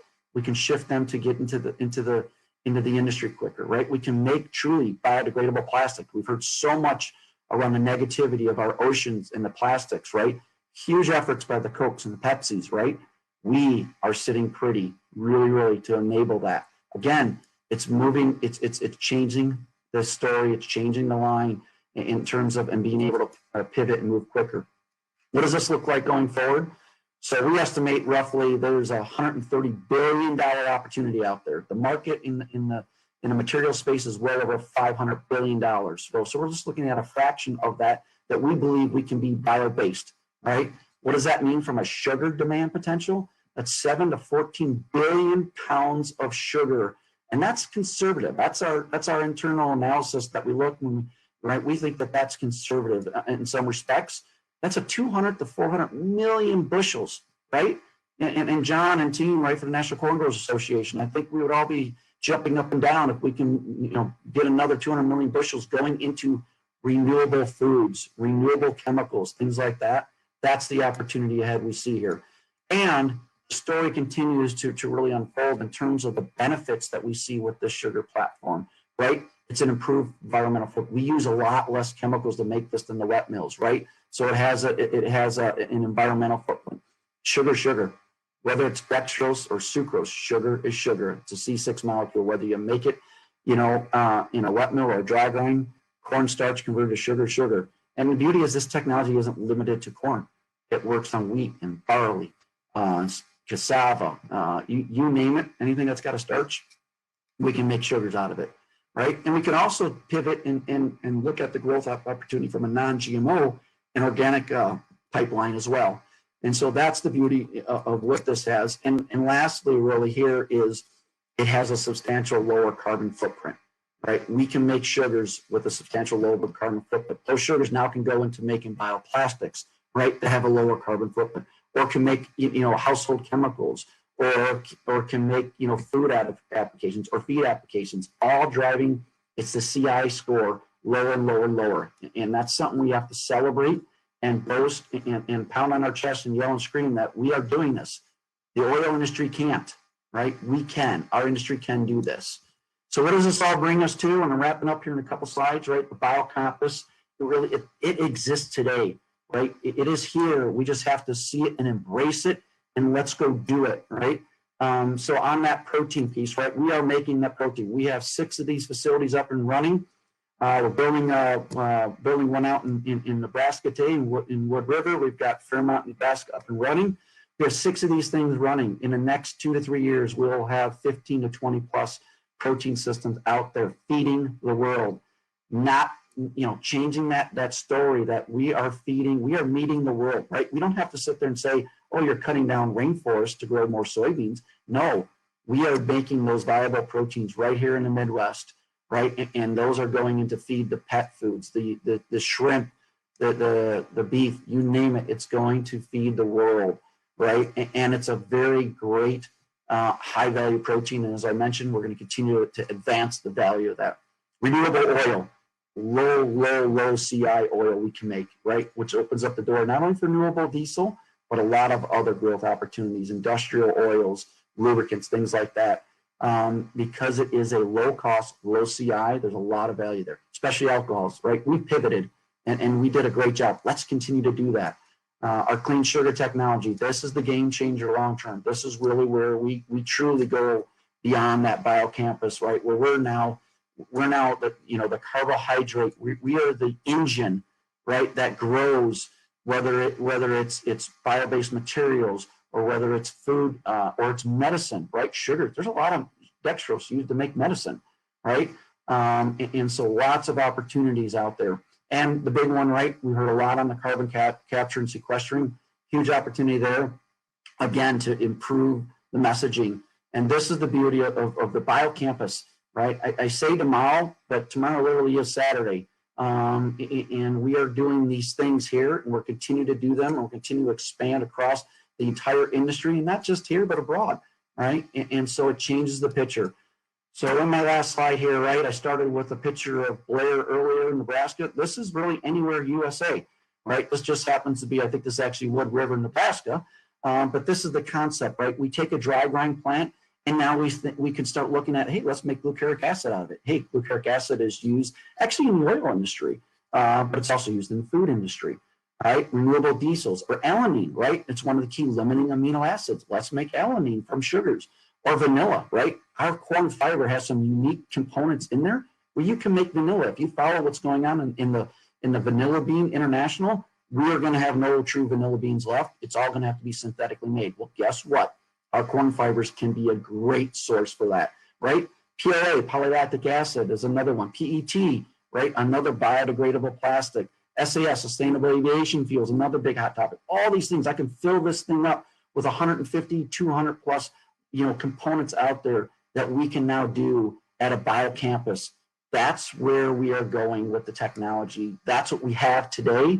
And this is the opportunity. This is where we need to be, right? Again, it gets back to hope is not a strategy, nor is legislation, in my opinion. This is real. This is things we can do, right? Yes, it takes money, but you look at that slide back there when I talked about EVs, the billions and billions of dollars that are going into the EV market, right? We have to tell the different story that the money's out there. People are wanting this, right? The consumer goods, they want clean, low carbon solutions. We can do that. That's the beauty. And with that, I will stop at that point. I'll jump out of the presentation, and I will open back up you to Roger, Barry, and if there's questions, comments, please ask away. Yes.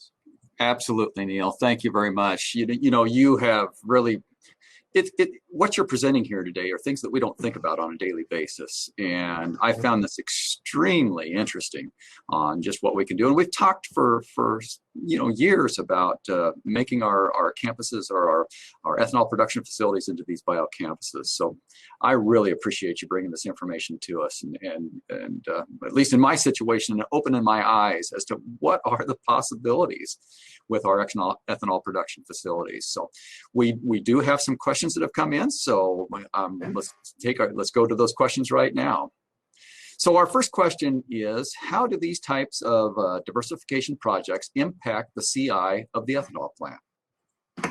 Great question. I think and this is one of the areas where we're digging more and more into.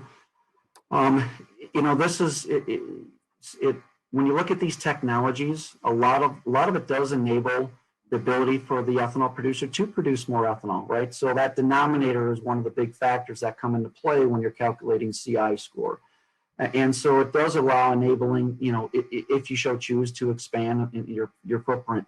They do take energy, right? There is enormous amount of opportunity. We don't capture nowhere near the amount of energy in our products that we can, right? We can get our energy down into a fraction in terms of BTUs per gallon, right? Again, it's capital, it's investment. The technology's been out there. We've done it in the wet mills years ago where we capture all that steam that's going out the atmosphere. That's all energy we can recoup and recapture and reutilize inside the plant that drives that CI score lower and lower and lower, right? We believe that, I think we heard before that we're, 46% of gasoline. As we continue to drive the innovation, we can be below 25, even below 20% because but again, it does take capital, but you can get there. But with the value of the carbon intensity, and especially the one big thing like on our sugar platform, right, compared to the next alternative out there from the wet mill, we are substantially lower, anywhere from 20 to almost 50% lower carbon intensity on sugars relative to the wet mill. That's a game changer, especially in the consumer product goods area, or where Cokes and Pepsis and Nestle's are looking for low carbon intensity packaging materials. This is where we get to. right? And this is, so it continues to drive down, and we're working hard to continue to lower and lower and lower that CI. We know how important it is. And having that knowledge is so exciting, especially in the kind of the feeling in the air that's going on right now with carbon intensity being so important, and we're trying to get to goals worldwide on reductions of carbon. So that's really, really exciting news. We do have some other questions that are coming in here. First one is, what's the average return on investment for some of these investments? I think that's the big opportunity there. I mean, someone like our protein platform, because we continue to drive the technology in terms of yields and purity higher and higher, we continue to drive those ROIs lower and lower. You know, for a large ethanol plant that puts in a protein technology, you know, we are under 3 years in return. And now with our marketing partnership with Green Plains, right, we're moving up that J curve faster and faster, higher and higher returns, or higher and higher, you know, protein products, right, better and better returns. You know, we're looking at, you know, a couple of years ago, we were probably 4 to 5 year returns. You know, most plants are 3 to 4, you know, depending on the size. The bigger plants are under 2 years. In fact, especially with the oil gain today, when you factor in the huge oil uplift, that's millions and millions of dollars now to the bottom line, because we substantially change the oil yields with our technologies as well as the protein opportunity. That's the other big play that really pushes those yields well under 2 years. And because of that, financing, you know, is available. That's the beauty, you know, with the partnership here, is bringing in people to this industry that may have not seen the opportunity before. They get it now. They want to participate. So that's a big change, I would say, going forward as well, is opening that door to help these plants, right? Because we know they're some of them are fairly leveraged or limited in terms of their debt financing or ability to borrow, right? Because these technologies are proven and the returns are real, more non-traditional financing is coming into play here, which is a big change. You know, you mentioned in your presentation that this is $130 billion, has $130 billion impact. That is huge. And that, I mean, just looking at that impact alone speaks highly on what that return on investment is and can be for our ethanol plants. So, you know, the longer you talk about this, the more excited I get about all this stuff, Neil. So thank you for bringing that up. Got a couple more questions here for you. We often have companies looking to co-locate with our ethanol plants. Do you see the processes that you presented today as a way to further entice a co-location situation? Or do you see this as a way of an ethanol plant not needing to co-locate with another company? I think the co-location is what I've been talking about for years and years and years, is the co-location. And I had another slide I actually just took out at last minute. It's labeled as a decarbon or, you know, centralized model. When you look at the wet mill today, let's focus on maybe a shorter piece of it, right? When you look at the wet mills today, right? At one point, there was almost 50 wet mills in the U.S., right? I think we're under 20 or right at 20 today or less in that area. We've shrunk dramatically down, but they've gotten massive, right? So it's kind of that hub and spoke design now. The beauty of our 200 ethanol plants in the industry, right? We now have centralized locations that you can now bolt on and partner next to these facilities. So if a feed mill, for example, wants to build right next to an ethanol plant because you're making all the protein, you know, that's going into 20% of their ration, right? Boom, there you go. You're now co-located, right? Or a biomolecule because they've got a rail access that needs to go to XYZ, or their manufacturing plant is in, you know, Chicago market, and you got a direct rail access to their facility. Now let's make that biomolecule co-located at an ethanol plant, because again, it's the raw material piece, right? That is the expensive piece. So the co-location model is huge, and this is something that we've spent a lot of time, you know, in the Green Plains group. They get this, they understand this in spades, and this is huge, right? We've been wanting to, before we partnered up, we wanted to go buy an ethanol plant and do this and show that we know we can do this. We know that co-location, you know, opportunity is really where this industry goes. Again, it gets to that diversification, partnership. You're now thriving, more corn, more opportunity, more jobs, right? It continues to come, you know, and that's what we get excited about in the industry. There's huge opportunity there. The co-location model, hands down, is definitely the way to go. And I could hear that excitement in your voice as you were describing that. I'm glad to hear you say that it is huge. And as I first looked at that question, initially it said foreign companies, but it doesn't have to be a foreign company, does it? I mean, it could be any company that can use those products coming out of that ethanol plant to co-locate with. So that's fantastic. Absolutely. All right. Absolutely. I think we've got time for another question or two here. So how do we help build the markets for these additional products? Well, that's really, so we have been, that's probably the biggest pivot we changed, I would say about 5-6 years ago. So as I mentioned, if I'm looking at, let's take protein example to start with, right? So as I said, we've been making the protein since 2009 at our first plant. It really wasn't until about 2014, 2015, where we really pivoted and said, hey, we think we got a great product here, but we don't know much about it. So we brought in experts, we brought in nutritionists, and then we basically embarked on a huge effort to go out there and understand this product in multiple species, whether it's shrimp or whether it's trout or whether it's chickens or dairy, right? And so we've created and completed more than 35 animal feeding trials with this protein product, right? And great learnings. That has now enabled us, right, to start getting into the door and opening up these opportunities to the marketplace. With the Green Plains partnership now, that has just exploded that opportunity to bring these products to the market even faster because there are connections in the ability to make the product. That's the other big thing, right? There's always that question out there. People say, well, if you make too much of the product, right, you'll destroy the market. Absolutely the opposite. We need all the protein we can get. As I showed in the slide, we're short 10 million tons every year.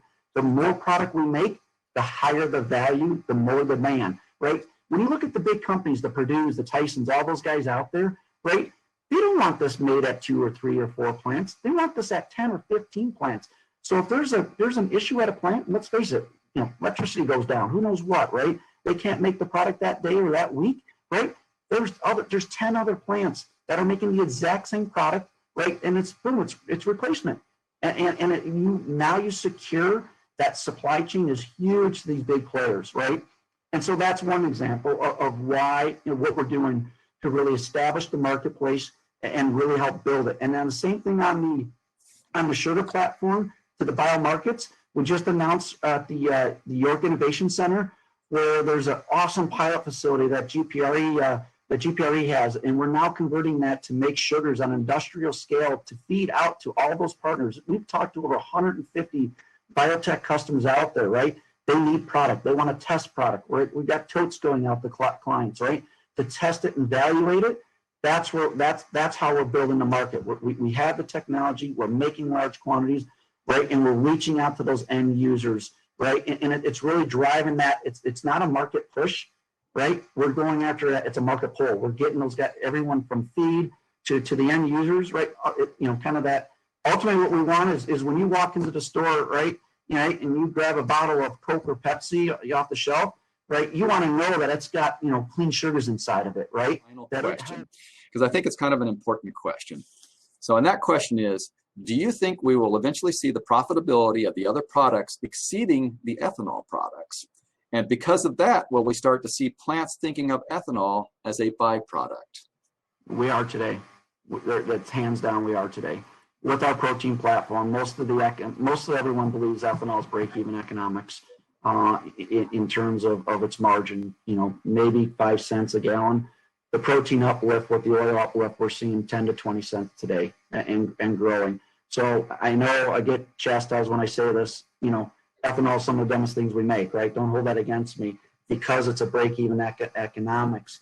So let's change the game. Let's make something else. Let's make things that are being market-driven, not legislative-driven. Now, there's a ban for ethanol out there, right? And there always will be a minimum that is, and it will grow over time, right? But we have to be disciplined, and we constantly overproduce, and we just hammer our margins down. So that's how we need to change it to make other things, right? And you look at and that's what these technologies allow us to do is make other products that go into other markets that aren't legislative driven, but are market driven, are demand driven, right? Are driven by you and I, right? Going out there and we want a better plastic bottle if we're buying a Coke or a Pepsi or whatever it is. Or I want to buy a tilapia that was, raised in Iowa and fed on our proteins, right? I don't want to take, because 90% of the aqua is imported from Southeast Asia that we eat in the U.S. here, right? So boat, trains, planes, automobiles later, it's on your plate, right? I'd rather, go down the store, and have a 2-hour drive and my fish is still flopping around when I'm cooking it on my grill in the evening. So yes, we look at these opportunities as a game changer, and really that's the margin, that's the goal, that's the growth potential going forward in our view. Neil, this has been absolutely fascinating. I appreciate you so much coming on and helping us out today and participating in our forum. And we'll end there. But again, thank you very much. Thank you. Appreciate the opportunity to present. You're very welcome, Neil. So with that, we are coming up against a break. And before we go into that break, though, I do want to go over just a couple of things with you. We do want to thank our sponsors. And during this break, I would ask that each of you go to our sponsors table or seek out the sponsors wherever they're at and thank them for being our sponsors today. We will be saying who they are at the end, but I want to read their name one more time because they are so important to us. Our sponsors are Hush Blackwell, Bio Nebraska, Fluid Quip Technologies, CoBank, Nebraska Corn Board, Farm Credit Services of America, Pacha Soap Company, USDA Rural Development, the American Coalition for Ethanol, and Fibro. So thank you so much to our sponsors. Now, I don't want you all, like I say, we're going to take a little break because we've been at it for a long time here. Get up, stretch your legs, go to the bathroom, whatever you need to do. But also remember that we will be going back into networking functions. So please jump around to the tables. I was doing that yesterday. I was just having a real fun time just jumping around the tables and visiting with people. So please do that. We will be back at 11:30. And I want to make sure to ask you, please do come back at 11:30. We are going to have one of our engineers who did the E30 project explaining to you how this was done and what those results are. And you just can't beat hearing the words from an engineer on this, but this engineer can put it into plain language for you. So I want you to make sure you come back and tune in for that so that you can have that important information. So with that, we will go back to presentation mode, and we'll see you all back here at 11:30 Central Time. Okay, and we are back. I hope everybody had a good break and got some visiting done while we're on that break. And we are in the final stretch now of the Ethanol Emerging Issues Forum 2021. I just want to again thank all of you who have been with us this past couple days. I think we've had some great speakers, and I think we're going to have a great speaker here as we finish up. As I mentioned before we went into the break, it is really my honor and pleasure to have Adil Al-Siabi with us today. As I mentioned, Adil is one of the engineers who was working on this E30 demonstration project. So I'm going to just do a real quick introduction of Adil, and then Adil, I'm going to hand it over to you and let you take it away. So Adil Al-Siabi is a PhD candidate in the Chemical and Biomolecular Engineering Department at the University of Nebraska-Lincoln. He has been one of the main researchers for the year-long E30 demonstration conducted by the university's engineering department, which showed that E30 is safe to use in non-flex fuel vehicles. So Adil, I'm going to keep the introduction very short, and because I want to get to what it is you have to show us today. So with that, I will hand it over to you.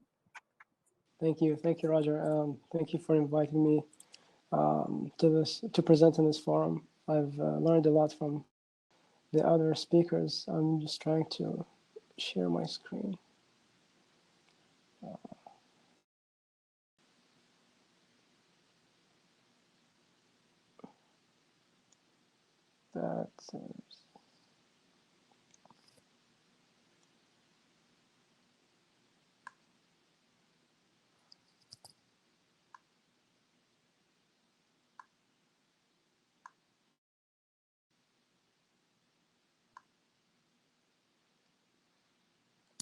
Is it visible? Is the PowerPoint visible? Up this time, Adil. You are good to go. You might want to speak just a little bit louder. You're coming through a little soft. All right. So yeah, thank you again for inviting me to present here.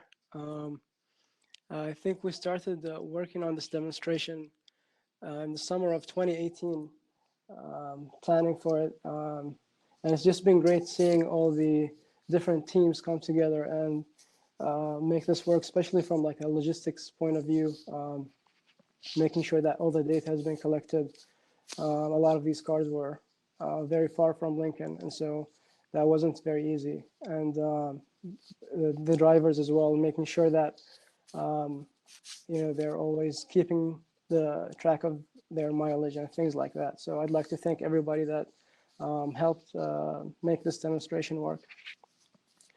So what we were trying to investigate was basically the long-term adaptability and the economic feasibility of E30 consumption in non-flex fuel vehicles. And so we broke it down to 4 main objectives.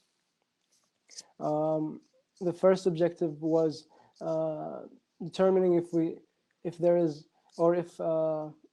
non-flex fuel vehicles can adapt to using E30 and compare that to use of E15, as well as looking at other more inherent differences in performance and looking if there is actually any difference or not between engine performance and vehicles operating on E15 versus E30. And then looking at, from an economical point of view, is it feasible to use E30? And finally, the larger impact, environmental and impact on ethanol use of a statewide adoption of E30. And so in terms of our experimental design, we went with a really data-heavy method. We ended up gathering tens of millions of data points. And this was possible by new OBD trackers that allow recording of real-time data. So these trackers are just installed into vehicles and they track a number of parameters. We ended up tracking 16 different parameters and they record them every second. And so we ended up with millions of data points that we can then go back and analyze.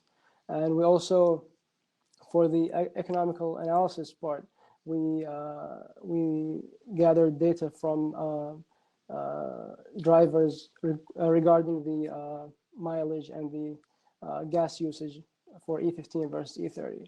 And so as you can imagine, dealing with this much data, a lot of the analysis is just making sure that you're working with what's called clean data or non-noisy data, so that the results end up being meaningful and you don't just end up with a blur.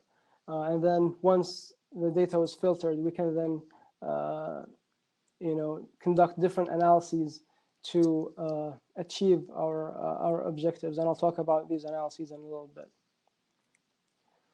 So I won't go into details about all the parameters that we're tracking, but just some of the ones to keep in mind. The ones that are relevant are things like long-term fuel trim, which is basically telling you if the vehicle is detecting that difference in air-to-fuel ratio. And then things like engine load, which we used as a proxy for looking at engine performance. And then the oxygen sensor readings, which indicated if the vehicles are actually able to maintain an ideal fuel-to-air ratio even after increasing the oxygen content because of using E30. And we also looked at things like coolant temperature as an indicator of engine temperature to make sure that there weren't any differences or due to changing the ethanol content. And this is a picture of the sample of driver logs. And so what we're looking for here is we're using this to calculate the average fuel efficiency for the two different fuel types. And then doing the gathering data on the cost per mileage, we can then get a cost per mile for each different fuel type and compare them that way. So moving on to the data analysis methods, I'll just give a very brief overview of the 3 main methods that we used. So the data was broken down to 2 parts. So there are parameters that we expect to remain constant, things like, as I mentioned, the engine temperature, things like the amount of oxygen that's being emitted or that's unburnt oxygen that the engine's control module is trying to keep at a constant rate. And so for those parameters, we want to make sure that the distribution between the two different fuel types remains the same. And that will give a good indication of the adaptability of the control module to correct for that higher ethanol or for the higher ethanol and oxygen content. And then we have parameters that are constantly changing, right? And so for those parameters, we wanted to use more complex correlation and classification methods that allow us to look at how patterns in vehicles operating on E15, whether they're similar or whether they're different from those operating on E30. And that would give us a more accurate indication of how performance is changing. And then for the economic analysis, as I mentioned, we can, based on the driver logs and based on the costs, the changing costs per gallons of the different fuel types, we can get an average cost per mile for the time period that the study was done over. So some information on the vehicles that were participating. We had a total of 49 different vehicles, 9 of which were from the Nebraska State Patrol. And as you can imagine, these vehicles were driven under quite harsh conditions and very extreme conditions. And they end up covering a lot of mileage, approximately more than 20,000 miles per year. And so we got a significant amount of data just from those 9 vehicles. And then from the Nebraska TSB, we had data from 40 different vehicles, a significant amount of data, around 450,000 miles driven, to a total of 640,000 miles approximately driven during this whole year period. And so with that data, we're able to do statistical analysis to measure the significance of differences in distribution, as I mentioned. And so what I'm showing in this slide are 2 of the main parameters that tell us if vehicles can adapt to that higher oxygen content. So on the left here in red is we can see that the vehicles actually do sense that there's a higher oxygen content, and that's what we expect to happen. And so that's why we see that this higher average in E30 fuel trim. But then what's more important is that based on those readings, the control modules, the engine control modules are able to maintain the oxygen amount being in the exhaust to the desired level. And so that's what's telling us that the vehicles can adapt to this higher oxygen content of E30. And then, as I mentioned, we also looked at coolant temperature. There isn't any research data that indicates that higher ethanol leads to an increased temperature, but we saw we read some articles that indicated that this might be possible, and so we wanted to make sure that that wasn't the case. And as you can see here, the distributions for the 2 different fuel types are very similar, and so we can conclude that it doesn't, based on the coolant temperature, that the engine temperature does not increase due to a higher ethanol content. And then after that, moving on to analyzing the more complex, data, that's the dynamic data. And the main question that we're trying to answer is, does the performance of non-flex fuel vehicles change when we operate on E30 as compared to E15? And so we broke this down to 2 main questions. First of all, can we use all of this data that we've gathered to train a model to predict performance? And in this case, we used load or volumetric efficiency as a proxy for that. Can we use this data to train a model that predicts performance accurately? And it turns out that we can, and we used different methods that I'm not going to go into here, but it turns out that we can predict performance to a high degree of accuracy. And so once we made sure that that was the case, the second and more important question was, say if we train the model on data from vehicles on operating on E15, and then we test that model on data from E30, how good is the performance of the model? Because if the because what high performance would indicate, or a high accuracy would indicate, is that there isn't any significant difference in the performance when moving to E30. And that's exactly what this plot shows here. What this is comparing is basically the observed load, which is the proxy for performance, versus the predicted, which is predicted on the model trained on E15 data. And so the most important thing is this high correlation, which is basically saying that, yeah, we can accurately predict the behavior on E30 using data, or using a model that was trained by data from E15 vehicles. And so this is a very good indication that performance based on this data that we have does not vary between the two different fuel types. And we verified this using different methods. I'm just showing results from one method that we used, but we got similar results in all different methods that we used. And then moving on to the looking at fuel efficiencies. We know there was a very slight decrease in fuel efficiency, a lot lower than just around 0.6 miles per gallon, a lot lower than you'd expect from the energy content, because as you all know, because of that higher octane rating, is able to offset most of the difference in efficiency. And then when you combine that with the cost, with the lower cost of E30, even during the course of this year, the prices or the cost per mile evens out.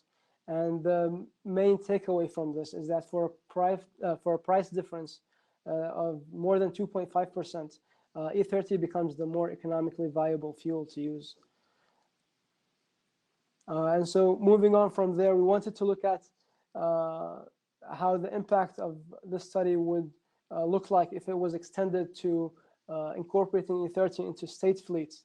And so we looked at ethanol consumption. And as you can see, just incorporating ethanol consumption into the entirety of the TSB, the Nebraska TSB and the state patrol fleets, we calculated approximately 66,000, just going from E15 to E30, you get an increase of around 66,000 gallons of ethanol being consumed every year. And this just skyrockets if you look at starting to incorporate this into just the general public. So this plot here shows the increase in ethanol consumption if 10% of the registered non-flex fuel vehicles move from E15 to E30. So around 19 or 18.5 million gallons per year more ethanol consumed if that occurs. And then from an environmental standpoint, this translates directly to decreased CO2 emissions. And so for the case of incorporating E30 into the TSB and state patrol fleets, we predicted a decrease of around 530 tons per year of CO2 emissions. And then again, this is magnified significantly if we go to, or if this is incorporated into the general public. So if 10% of the Nebraska registered non-flex fuel vehicles convert to E30 from E15, that translates to around 64,000 tons in CO2 emission reductions per year. And so you can see that the numbers start adding up very quickly if this goes to a statewide or a nationwide implementation. And so with all this analysis, the next question is, what can we do next? And some of the things that we're considering are, first of all, going to a longer term demonstration, making sure that these trends are constant, and looking at how prices of both gasoline and ethanol change over a longer time period. And then also looking at different makes and models. So we had a total of 3 or 4 makes and models in this demonstration. And so does this trend, or do these trends hold if we go to different, for example, pickup trucks or something like that? And then the final thing that we realized was that we can get a more accurate, or we don't need as much assumptions if we go to using retail prices instead of using rack prices. And so if we were to do this next time, we would use retail prices for the economic analysis. But with that, I'd like to conclude this talk. and I'd be happy to answer any questions that you have.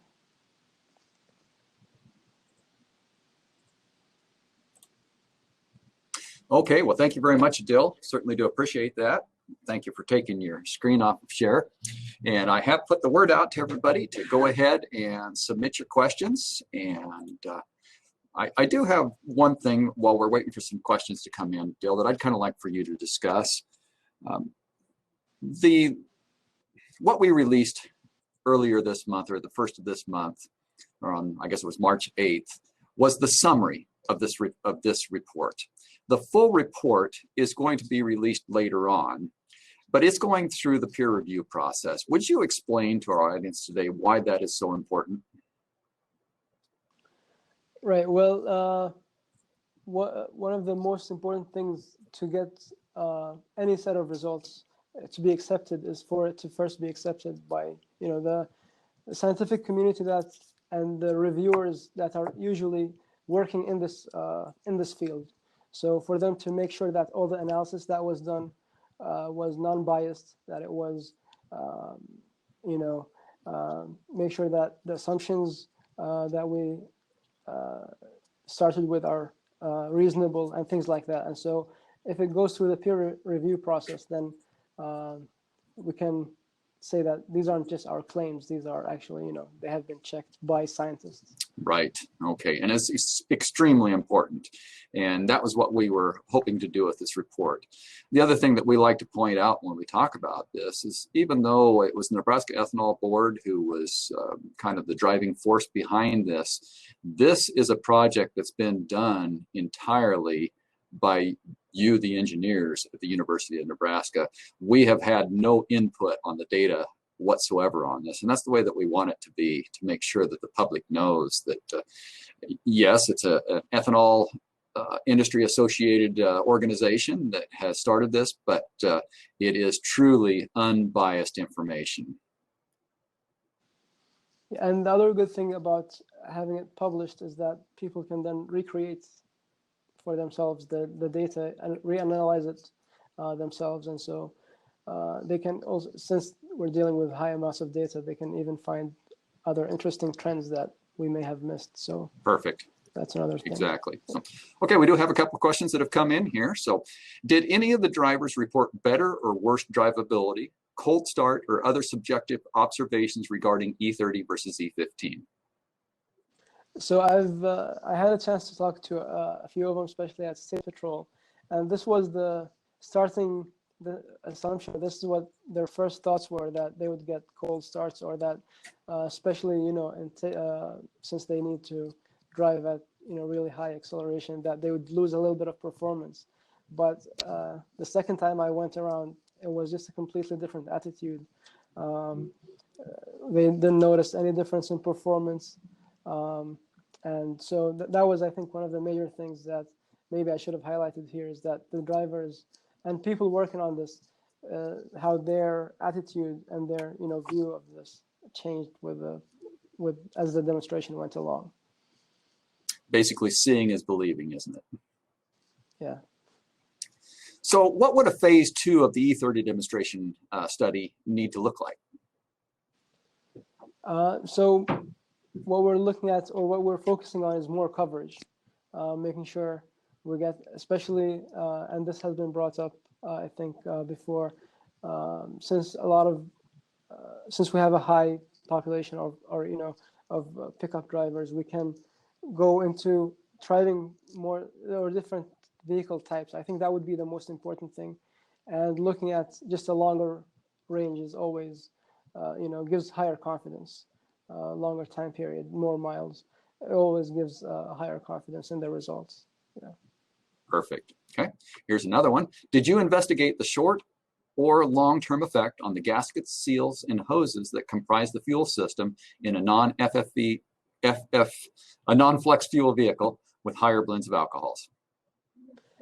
We did not. No, there is some literature out there, and there have been some studies that looked at this. We decided to keep it focused on this aspect of high data analysis and things like that. But I think it might be worth based on if the other studies, based on the statistical significance of the other studies, if we can perhaps collaborate with someone that does something like that, or if we can use their results, to back up. But we And have not I done think that. I think you kind of hit the nail on the head. There's been all kinds of studies that have done over the years on the properties of ethanol and E30, the E30 blends, on what kind of problems that could cause on seals and that type of thing. And as we know, the automobiles are now produced with seals that can handle those types of blends of ethanol. So we didn't want to basically waste your time as engineers on redoing what's already been done. We wanted to look on just what it means to performance of that vehicle. So I think. Right. And also just to add one more point, in the full report, there is we go through quite a comprehensive literature review of what's been done there. So we focus on, and a lot of these things were lab scale or a little bit smaller in scale, but we went into material compatibility of different ethanol blends. So we did a quite extensive literature review. And so if people are interested, they can look at the full report to get more information on that. Yeah. Right. And that full report will be ready to go later this summer. Is that correct? Hopefully, yeah. Yes. Okay. All right. Our next question. The test was conducted during a time of wildly changing prices. Saudi, Russia, tough man contest, COVID. And you mentioned using retail prices in later tests. Have you run the cost numbers unofficially? Have you run the cost numbers unofficially, of course, using current retail numbers? No, we have not. As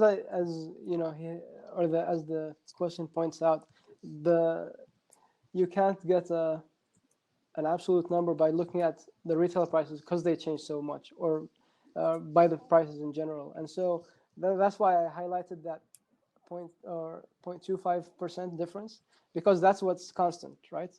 So it doesn't matter what the prices are, as long as the difference is 0.25%, then it becomes more economically viable to use E30. I think that's what's more important to focus on, because as you mentioned, if you're looking at just the actual prices, then that would just keep varying. All right, well, Adil, we are out of time for today, but I want to thank you so much for coming on and sharing with our audience today the results of this important project that has been going on here in Nebraska. So thank you very much. Appreciate you being with us today. Thank you. All right, with that, Pam, if you want to come back on, and we will get everybody finished up here. So Pam, I don't know about you, but I think that we have had some great speakers on over the past couple of days here, and I have just thoroughly enjoyed sitting here and listening to them. How about you? I have too. I've learned so much, and I feel like I have the pulse of what's going on in definitely the nation and a little bit of a world perspective as well, and obviously what's going on right here in our own backyards. But excellent information, great speakers as we knew we would have, and really appreciate them sharing their times and talents and expertise with us. Absolutely. We do have a save the date that we want you to be putting on your calendars right now. And we are very hopeful. Well, I'm not going to even say that. We will be in person on next March 23rd and 24th of 2022. And this will be in Omaha, Nebraska at our normal location. So I want to please invite everybody to go ahead and put that onto their calendars for that. Roger, I want to thank sponsors one more time. Maybe we're over. Absolutely. But we couldn't have done it without them. Obviously couldn't have done it without our speakers. So thank you to all of them. But definitely thank you to the sponsors, Hush Blackwell, CoBank, Nebraska Corn Board, Fluid Quip, Bio Nebraska, Farm Credit Services of America, American Coalition for Ethanol, Fibro, USDA Rural Development, and the PACA Soap Company as well. All of these really made this a very successful event, and RFN has been happy to co-host this with the Nebraska Ethanol Board, and look forward to doing it again next year. Well, I have to tell you, Pam, that we really enjoy sharing this format with Renewable Fuels Nebraska. I am just so proud of the cooperation that our two organizations have and how we're moving the ethanol industry forward here in the state of Nebraska. Let's just keep it up over the next year, shall we? Absolutely, you bet. You betcha. Okay, be watching your emails for a short survey that will be come out. Please do fill out that survey. That's how we make things better, is if you take just a few minutes to fill out that survey, but you have the opportunity to win some Omaha steaks. If you fill that out, send it in with your information, we'll be drawing a name out for a gift card to Omaha Steaks. And it will be in your email. So be watching. Super. And Roger, you mentioned that the presentations will be available next week sometime. Will we get an email about that as well? Yes. Yes, we're hoping by the first part of the week to have those available, and we will be sending an email out when those are available. So Great. I know it's a lot of emails, but we just want to make sure everybody stays informed. Appreciate that. That's great. Well, the event space is going to be open for another hour until 1 p.m. So we've got time to do some networking. I've really enjoyed getting a chance to reconnect with people I haven't seen for a while, meet some new people. Love it when people have their mics and their cameras on, and even some chats have been going on. So please take advantage of that, use it to your advantage, and enjoy each other's company virtually until we're together next year. Thank you, everybody.